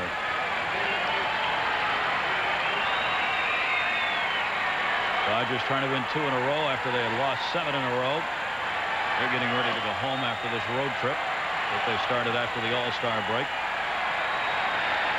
2 ball, 1 strike count. Martinez, no strikeouts and 1 walk. Mets have left 6 on base in the game. 3 of those in scoring position. And Martinez bounces that one. May be tiring. He's fallen behind hitters here this inning. 3-1. 101 pitches, Gary. Still a good strikeout to ball ratio. 66 strikes, 35 balls. But I cannot believe he's not struck out a hitter yet. It's amazing. 3-1 delivery. Strawberry and right. May not be striking him out, but he's sure getting it done. Elster retired in his first at-bat. The teams that are doing the chasing, the New York Mets, who are down here, are trying to catch the Pittsburgh Pirates. If they are leading 7-2 against Cincinnati and in the 9th, the Dodgers have the 4-game lead over the Braves. May stay that way. Braves in the middle of the game ahead in their first game against St. Louis in that series. Ramon Martinez, who started this game with a 2.42 earned run average, 4th best in the league, has given up just the 1 run in this game on a sacrifice fly. And he's got 2 down here in the bottom of the 7th inning. Nobody on, facing the leadoff batter, Keith Miller. Done well against him. Single in the 3rd, single in the 5th.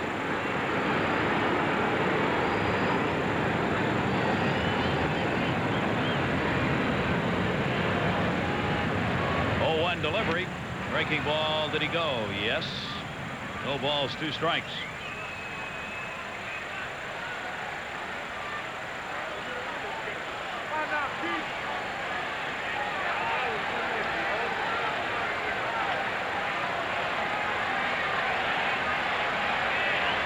Oh, 2 deliveries. The breaking ball out in front of that one, just protecting the plate.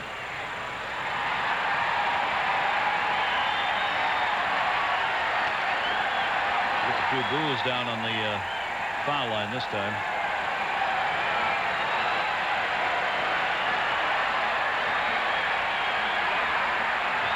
Waves going in the upper deck. He's watching it make its way around. 0-2 delivery. Shortstop. Great pickup, Griffin. Oh, robbed him.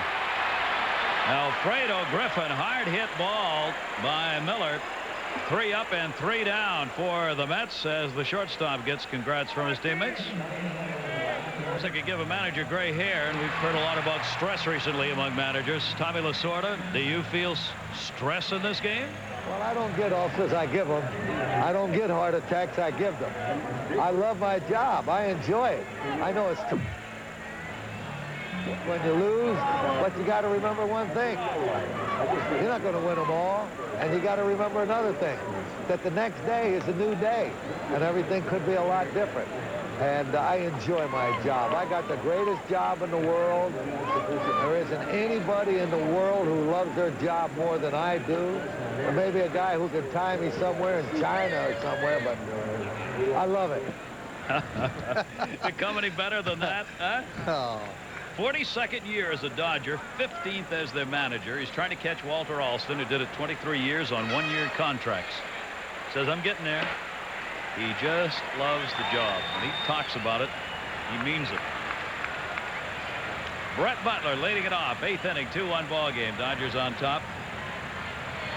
He was so funny yesterday talking to him before the game last night in his office, expounding on managing and Dodger blue. Bunted, just foul right off the chalk. 1-1. He just says, people ask me if I'm going to retire. He says, retire? Why would I want to retire? I spent 8 years in the minor leagues riding buses all over the United States, praying to God every time we won that if he could see it in his heart to give me a shot at the majors, let me do that just once. Retire, he said. He said, I'll tell you one thing about this job. They're going to have to push me out of here. I'm not leaving. Nobody's pushing, Tommy.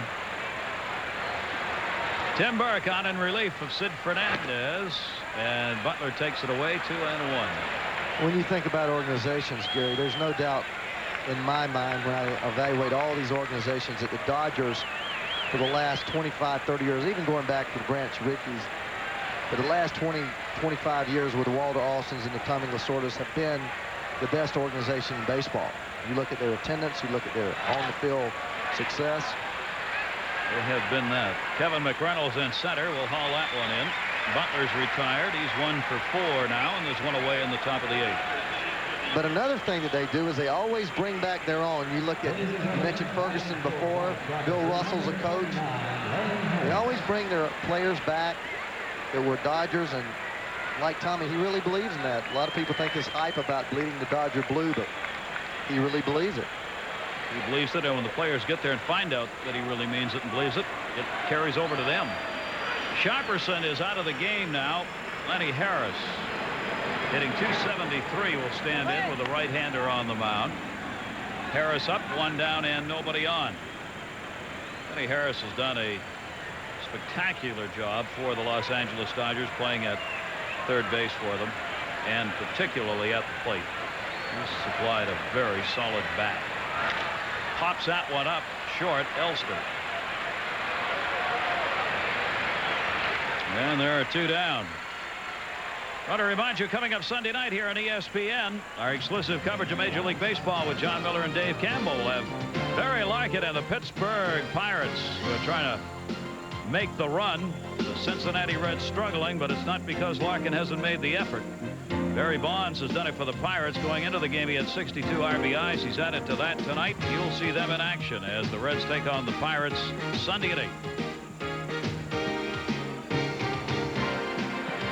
2 down here with the Dodgers leading by a score of 2-1, and Juan Samuel, who's 0 for 3. Now batting at .305. Burke gets him to bunt it foul. Strike 1. We'll show you when we get a chance the games remaining for these 2 teams. We've noted Cincinnati and the Dodgers. Cincinnati trying to catch them. The Mets trying to catch the Pittsburgh Pirates. They've got plenty of games left against one another. So those matchups, which will come along later in the season, will matter very much as to the final outcome of those pennant races. 0-1 count. Breaking ball. That one goes to third. Short, rather. Elster's got it, and not on the bag was Magadan. No question about it. That'll be a base hit for Samuel. Elster deep in the hole, pulled him down the line. Talked about games remaining. The Braves making the run at the Dodgers. You see what the Dodgers have done, and you see the games left. Home and home series. The Cincinnati Reds schedule against the Dodgers. They've got 11 games left to play. It's a lot of games. It surely is, and that Reds ball club He's not doing anything well right now. Saw Lou Piniella earlier on our Sports Center talking about that pitching staff. Burke will hold him on at first base.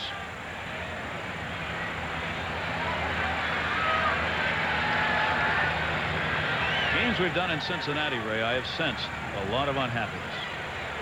Well, it's certainly different than last year when I felt that they got off to that great start. And I tell you, Gary, winning breeds that closeness. I don't know what happens when you start to lose. Just everybody starts pointing fingers and backbiting and backstabbing, and it's just a different atmosphere. Everybody can win gracefully, but when you start to lose and expect to win, and all of a sudden things seem to fall apart. And it's the great makeup and managerial ability of teams to continue to stay in the race.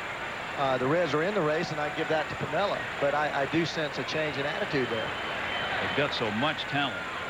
They're bound to be there. Eddie Murray will step off now as the discussion goes at first base. Juan Samuel talking with Ben Himes, the first base coach. Murray was questioning the strike call in that first pitch. 0-1 count, 2 down, a 2-1 Dodger lead here in the 8th. Tim Burke on for Fernandez, charged with the unearned run. He is the pitcher of record for the Mets.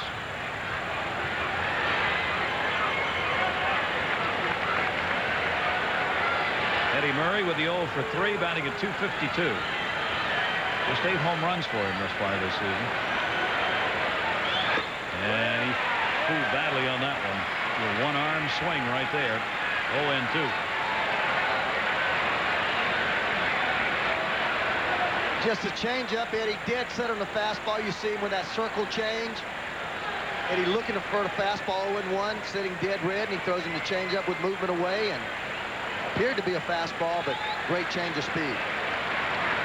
Murray's gone 2 for 4 against Burke in the times he's faced him. Step off. Runner back at first base. Everybody waits for the jet to go by.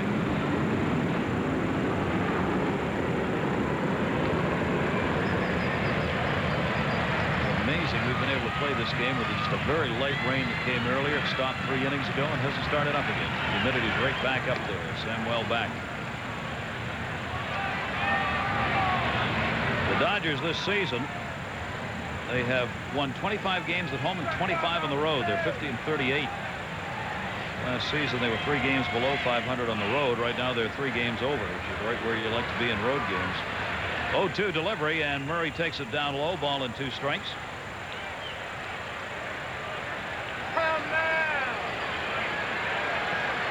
Mighty hot job working behind the plate on nights like this. The catchers will earn their pay the next 2 days. They've got day games here, and the temperature's supposed to be over 100 in New York, both tomorrow and Sunday. Tim Burke, 1-2, 2 down. Samuel with the lead at first. Timeout again. Oh my gosh, almost picked off home plate umpire Mike Winters. He'd stepped out to call timeout. Burke just let it fly, and it was well over his head, but in the general direction. Well, that's too late. I don't care. I'd throw it at him too. I'll tell you one thing. The man's already started movement home, and Eddie backs out. There's no way that you can call timeout there. I'm afraid that somebody's going to get hurt. That's exactly what you need to do. Go ahead and throw the baseball. If you try to stop your arm motion after you've gone that far, you can really hurt yourself. Samuel, 1-2 delivery, and Murray is gone. Burke gets the strikeout. That'll be his first. And we're going to go to the bottom of the 8th here at Shea. No runs, 1 hit, and 1 left on for the Dodgers in a 2-1 game. Dodgers up. Atlanta is leading St. Louis 4-2 now in the 5th. Get back to Gary and Ray. And the horror show continues for Cincinnati. Met fans trying to get it rumbling here against Martinez as Dave Magadan leads it off. Drove in the lone Mets run in the 5th inning with a sacrifice fly. Otherwise, he is 0 for 2.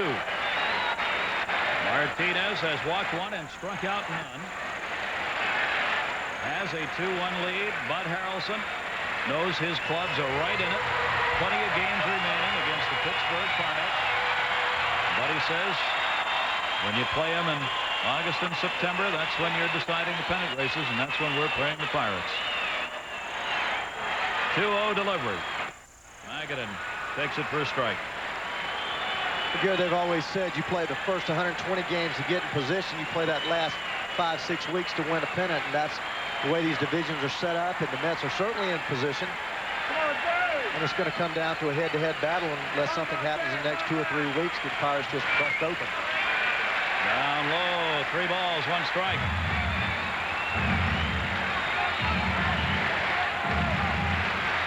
Peña's warming up in the bullpen now for the Mets. 3-1.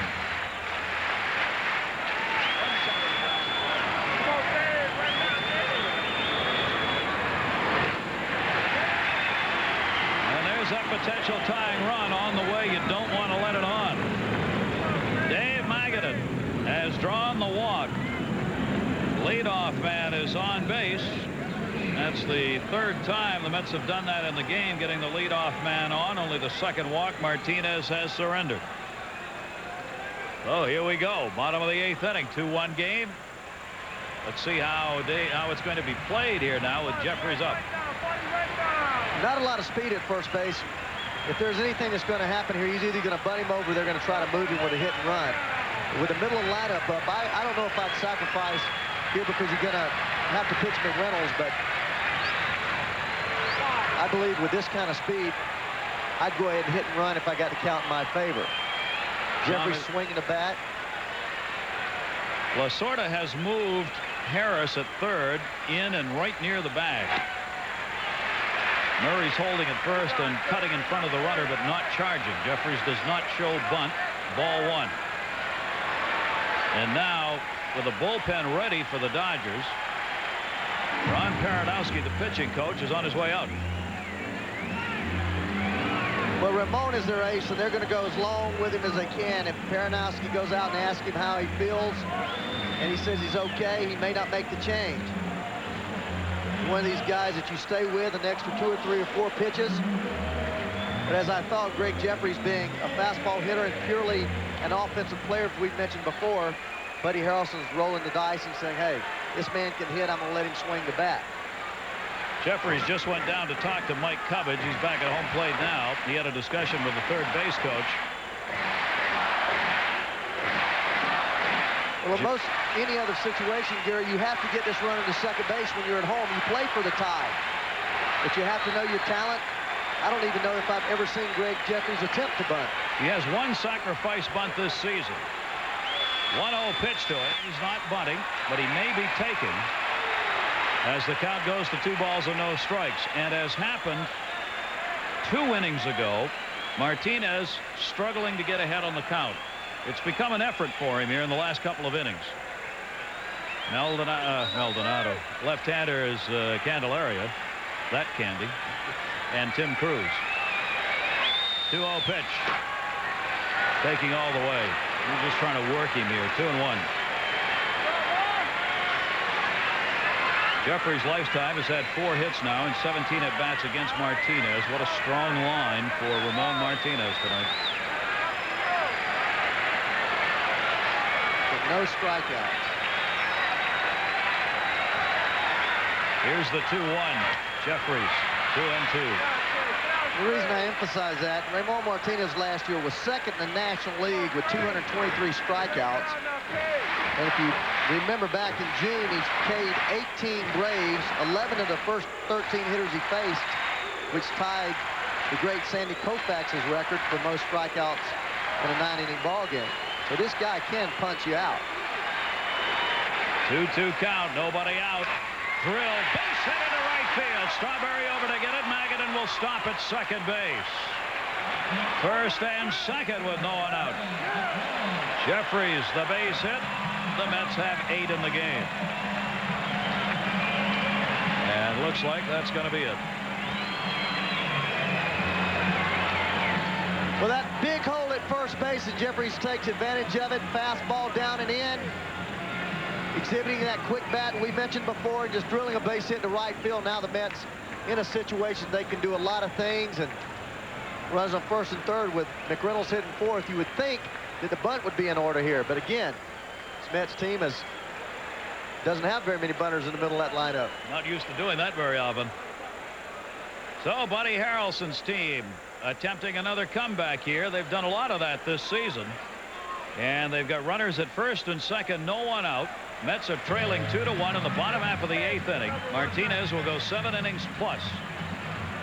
Thus far charged with the 1 run, responsible for the 2 base runners. He's given up 8 hits, no strikeouts and 2 walks, and Cruz is on.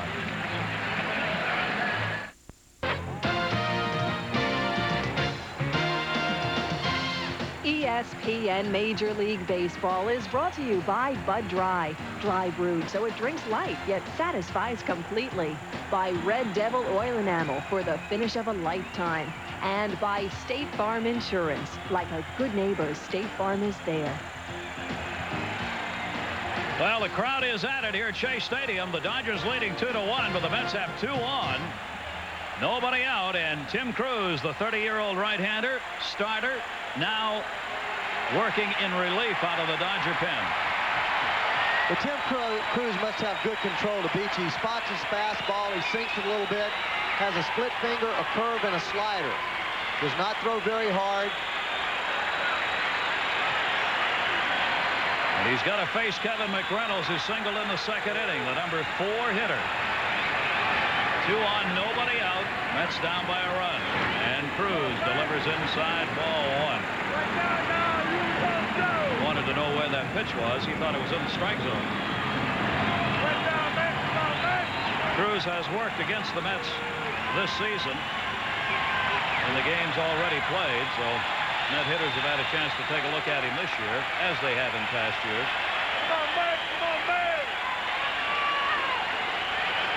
The game slows down as everyone wants to make sure they don't make a wrong move. 1-0 to McReynolds. Left field, has he done it again? Way back, goodbye, 3-run homer, Kevin McReynolds.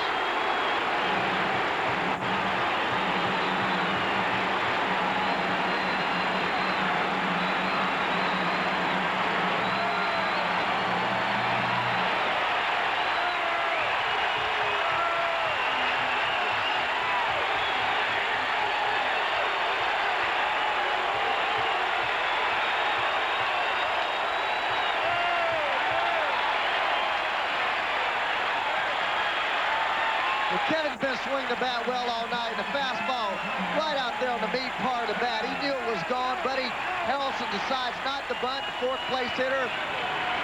Something I agree with totally. It just drives the ball out there. But has this man been swinging the bat well or what?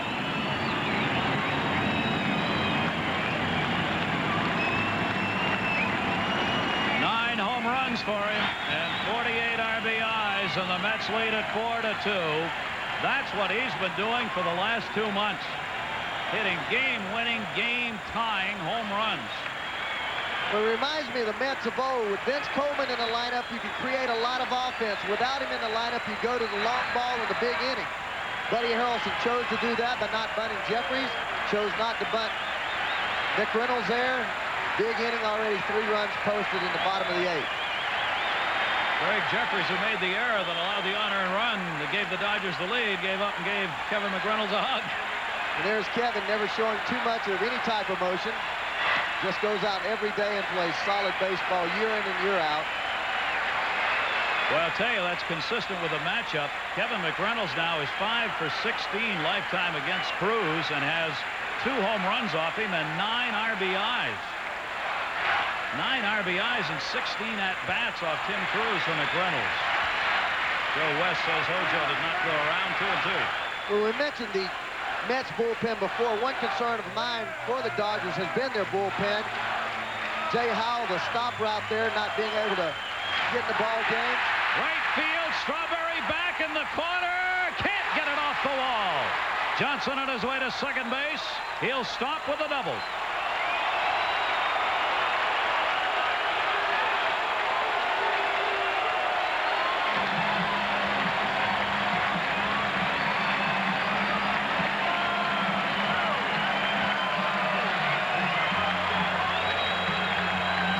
Another fastball out over the plate. after facing Ramon Martinez, 94, 95-mile-an-hour fastball. Sometimes it looks almost like BP when another pitcher comes in there and throws 85. Mets just teeing off on Tim Cruz. 18 doubles on the season for Howard Johnson. They are lighting up Cruz, and Johnson's been a Cruz killer. Howard Johnson is now 7 for 17 lifetime against Cruz. So Cruz had to come on and face two guys who historically have done very well against him, and they've done it here. Well, Hubie Brooks will probably hit the ball to the right side here. That's the type of hitter he is.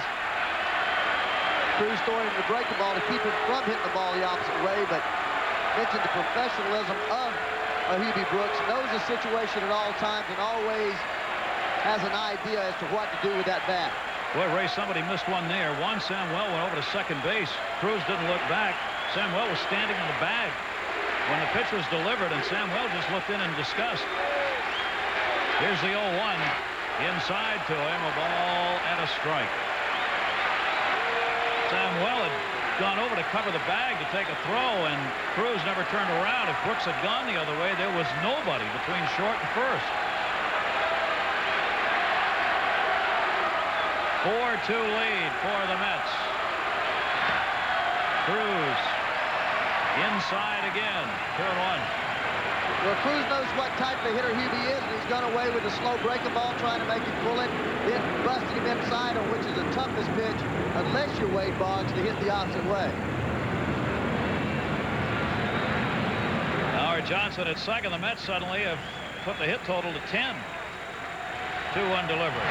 Hubie Brooks, center field. Brett Butler turning on it near the warning track. He's got it. Tagging up Howard Johnson. He's on his way to third base. And there's only one away.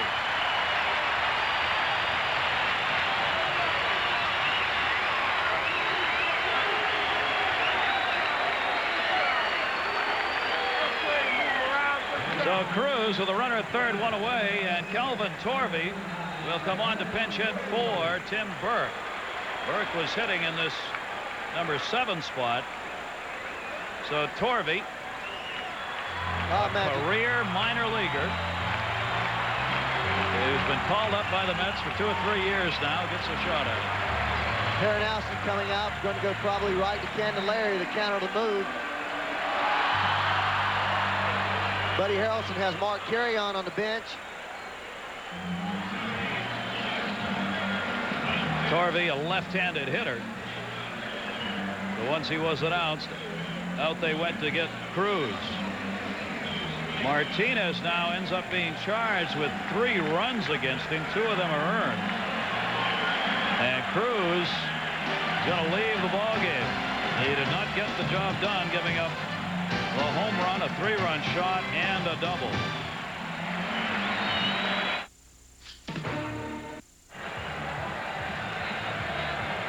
Mets are leading 4-2. They've got a runner at third with only 1 away, and the third Dodger pitcher is going to be Dennis Cook, the left-hander. Dennis Cook, 29 years old, fastball, big curveball, slider, changeup.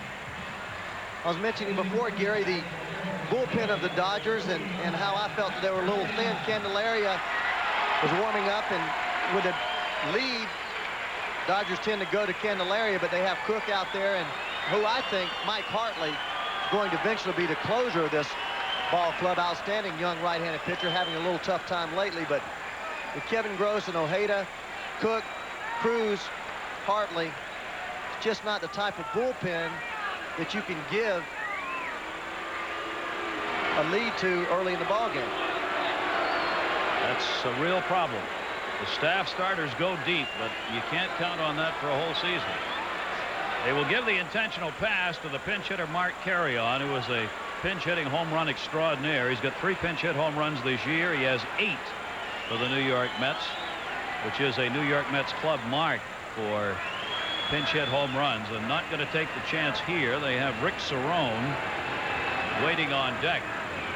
Howard Johnson's on at third base, 1 out here, 4-2 lead, and we're seeing the bullpen getting lots and lots of work here tonight. The intentional pass to Mark Carrion. Second half of our ESPN Friday night doubleheader, the Yankees and the A's. Barfield, Canseco, Steve Physioc, Dave Campbell are there to bring it to you. You'll see the power hitters. One for the New York Yankees in Barfield, the other Canseco, 69 RBIs for the A's. Second half of our ESPN Friday night doubleheader. One away now, and Rick Cerrone, who's gone 0 for 2 and drawn an intentional pass himself, to stand in. One note. Ramon Martinez, who left the game with 7 innings and no strikeouts, that has never happened to him in any of his starts. The only time he's ever been in a game without a strikeout was when he worked 1 inning. October 2nd, 1988 against the Giants. He worked 1 inning in that game and didn't strike anybody out. It's the only time he's ever pitched without a strikeout. Now you can add tonight to it. But he was still very effective, but ultimately charged with 3 runs, 2 earned on 8 hits, no strikeouts and 2 walks. Howard Johnson at third. Carry on at first. 0-1 the count. Dennis Cook off speed. Hojo between the legs of Lenny Harris. Howard Johnson will score, making his way to third. In standing up, carry on. An error. Ball gets away, not enough for the runner to advance. Now he will. They kicked it away. Carry on scores. 2 errors on the play.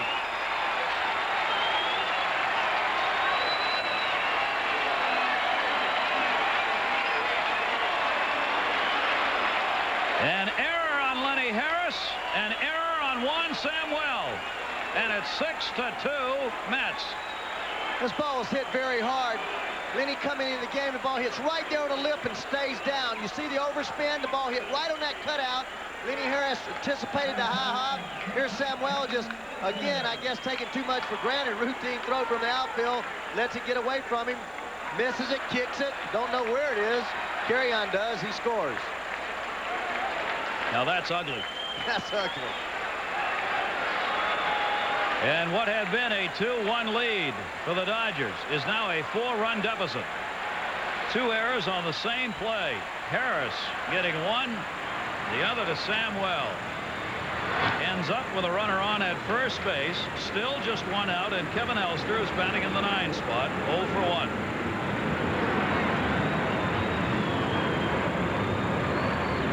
Was that bad. Credit Rick Cerrone with an RBI. They say Hojo would have scored on the ground ball. Lenny Harris had picked that ball up. Harris would have had to play at the plate. That ball was hit so hard with Cerrone running, he probably turns a double play. He goes for 2 there for sure. The ball hit pretty hard with Cerrone's speed. There's no reason you don't go for the 2 there with 1 out. Pretty much a routine double play ball, but it did hit that cutout there, and the ball stayed down. 2-0 count. Elster helping out 2-1. The Dodgers are 3rd from the bottom in errors coming into this game, tied with the Mets. They both had 75. The Dodgers have added 2 to that now, and the Mets 1 here tonight.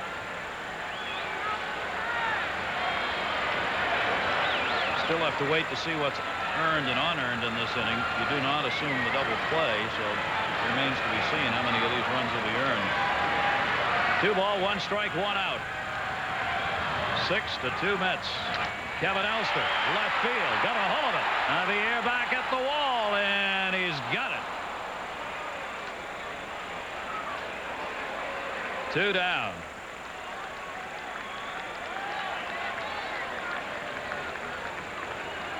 Elster's got power.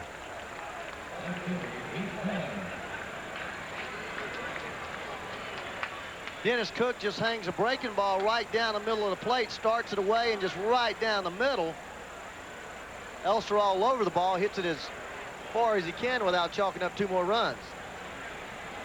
360 feet away. Now Keith Miller. With the 2 for 4 tonight, he's upped his average to 366. Runner at first base, 2 outs inside to Miller. Carter with a nice stop. As Dennis Cook came way inside on him. See a little dancing right here. It's a hard breaking ball in. I don't know if maybe a little out of frustration. Yeah, there could be a little of that here. Here's Thorne on at first base.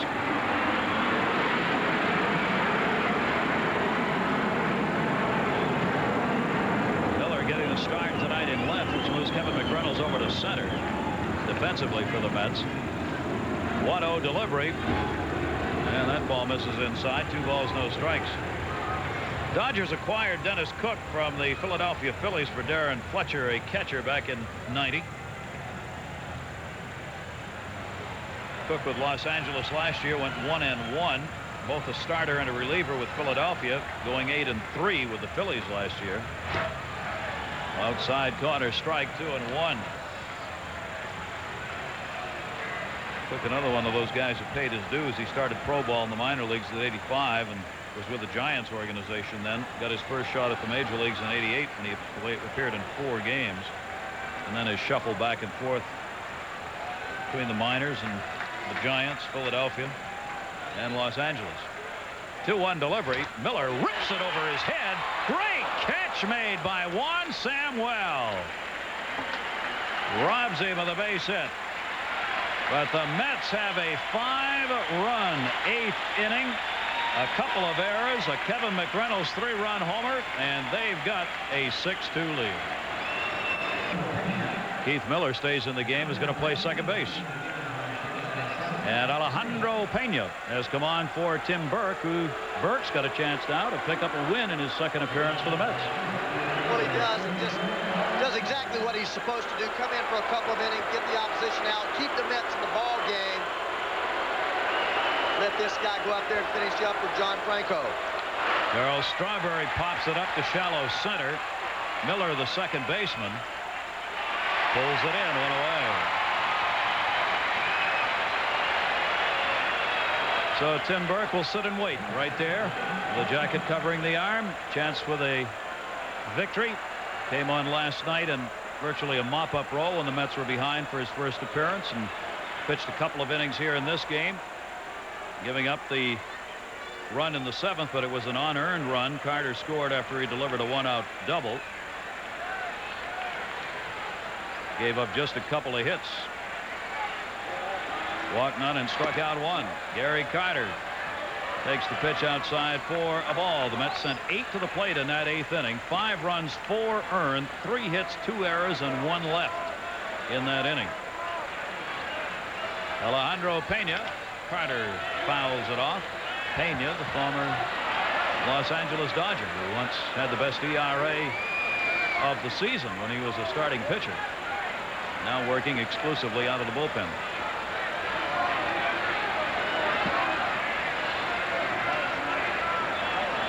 Before he had that arm problem, Gary, he was a lot like Ramon Martinez. A lot of movement on that fastball, good fastball, real tight slider. Gary, you mentioned 1984. He was 12-6 with a 2.48.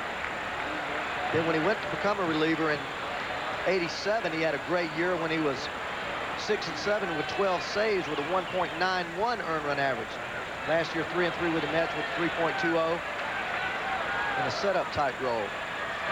Gary Carter drives it to center. Boston does the 360, still running. Warning track. Hello, Willie Mays. 1 down, John. Wow, what a night for Robin Ventura. White Sox chasing for the lead. Foul back, Cerrone again. That's twice that he's been able to pick up one of those, so Tommy Lasorda can only sit and wonder what happened as Pena comes on to get the save, and the Mets win it 6-2. For Ray Knight and all of our crew here at Shea Stadium, this is Gary Thorne. Thank you for joining us. There's your winner, Tim Burke.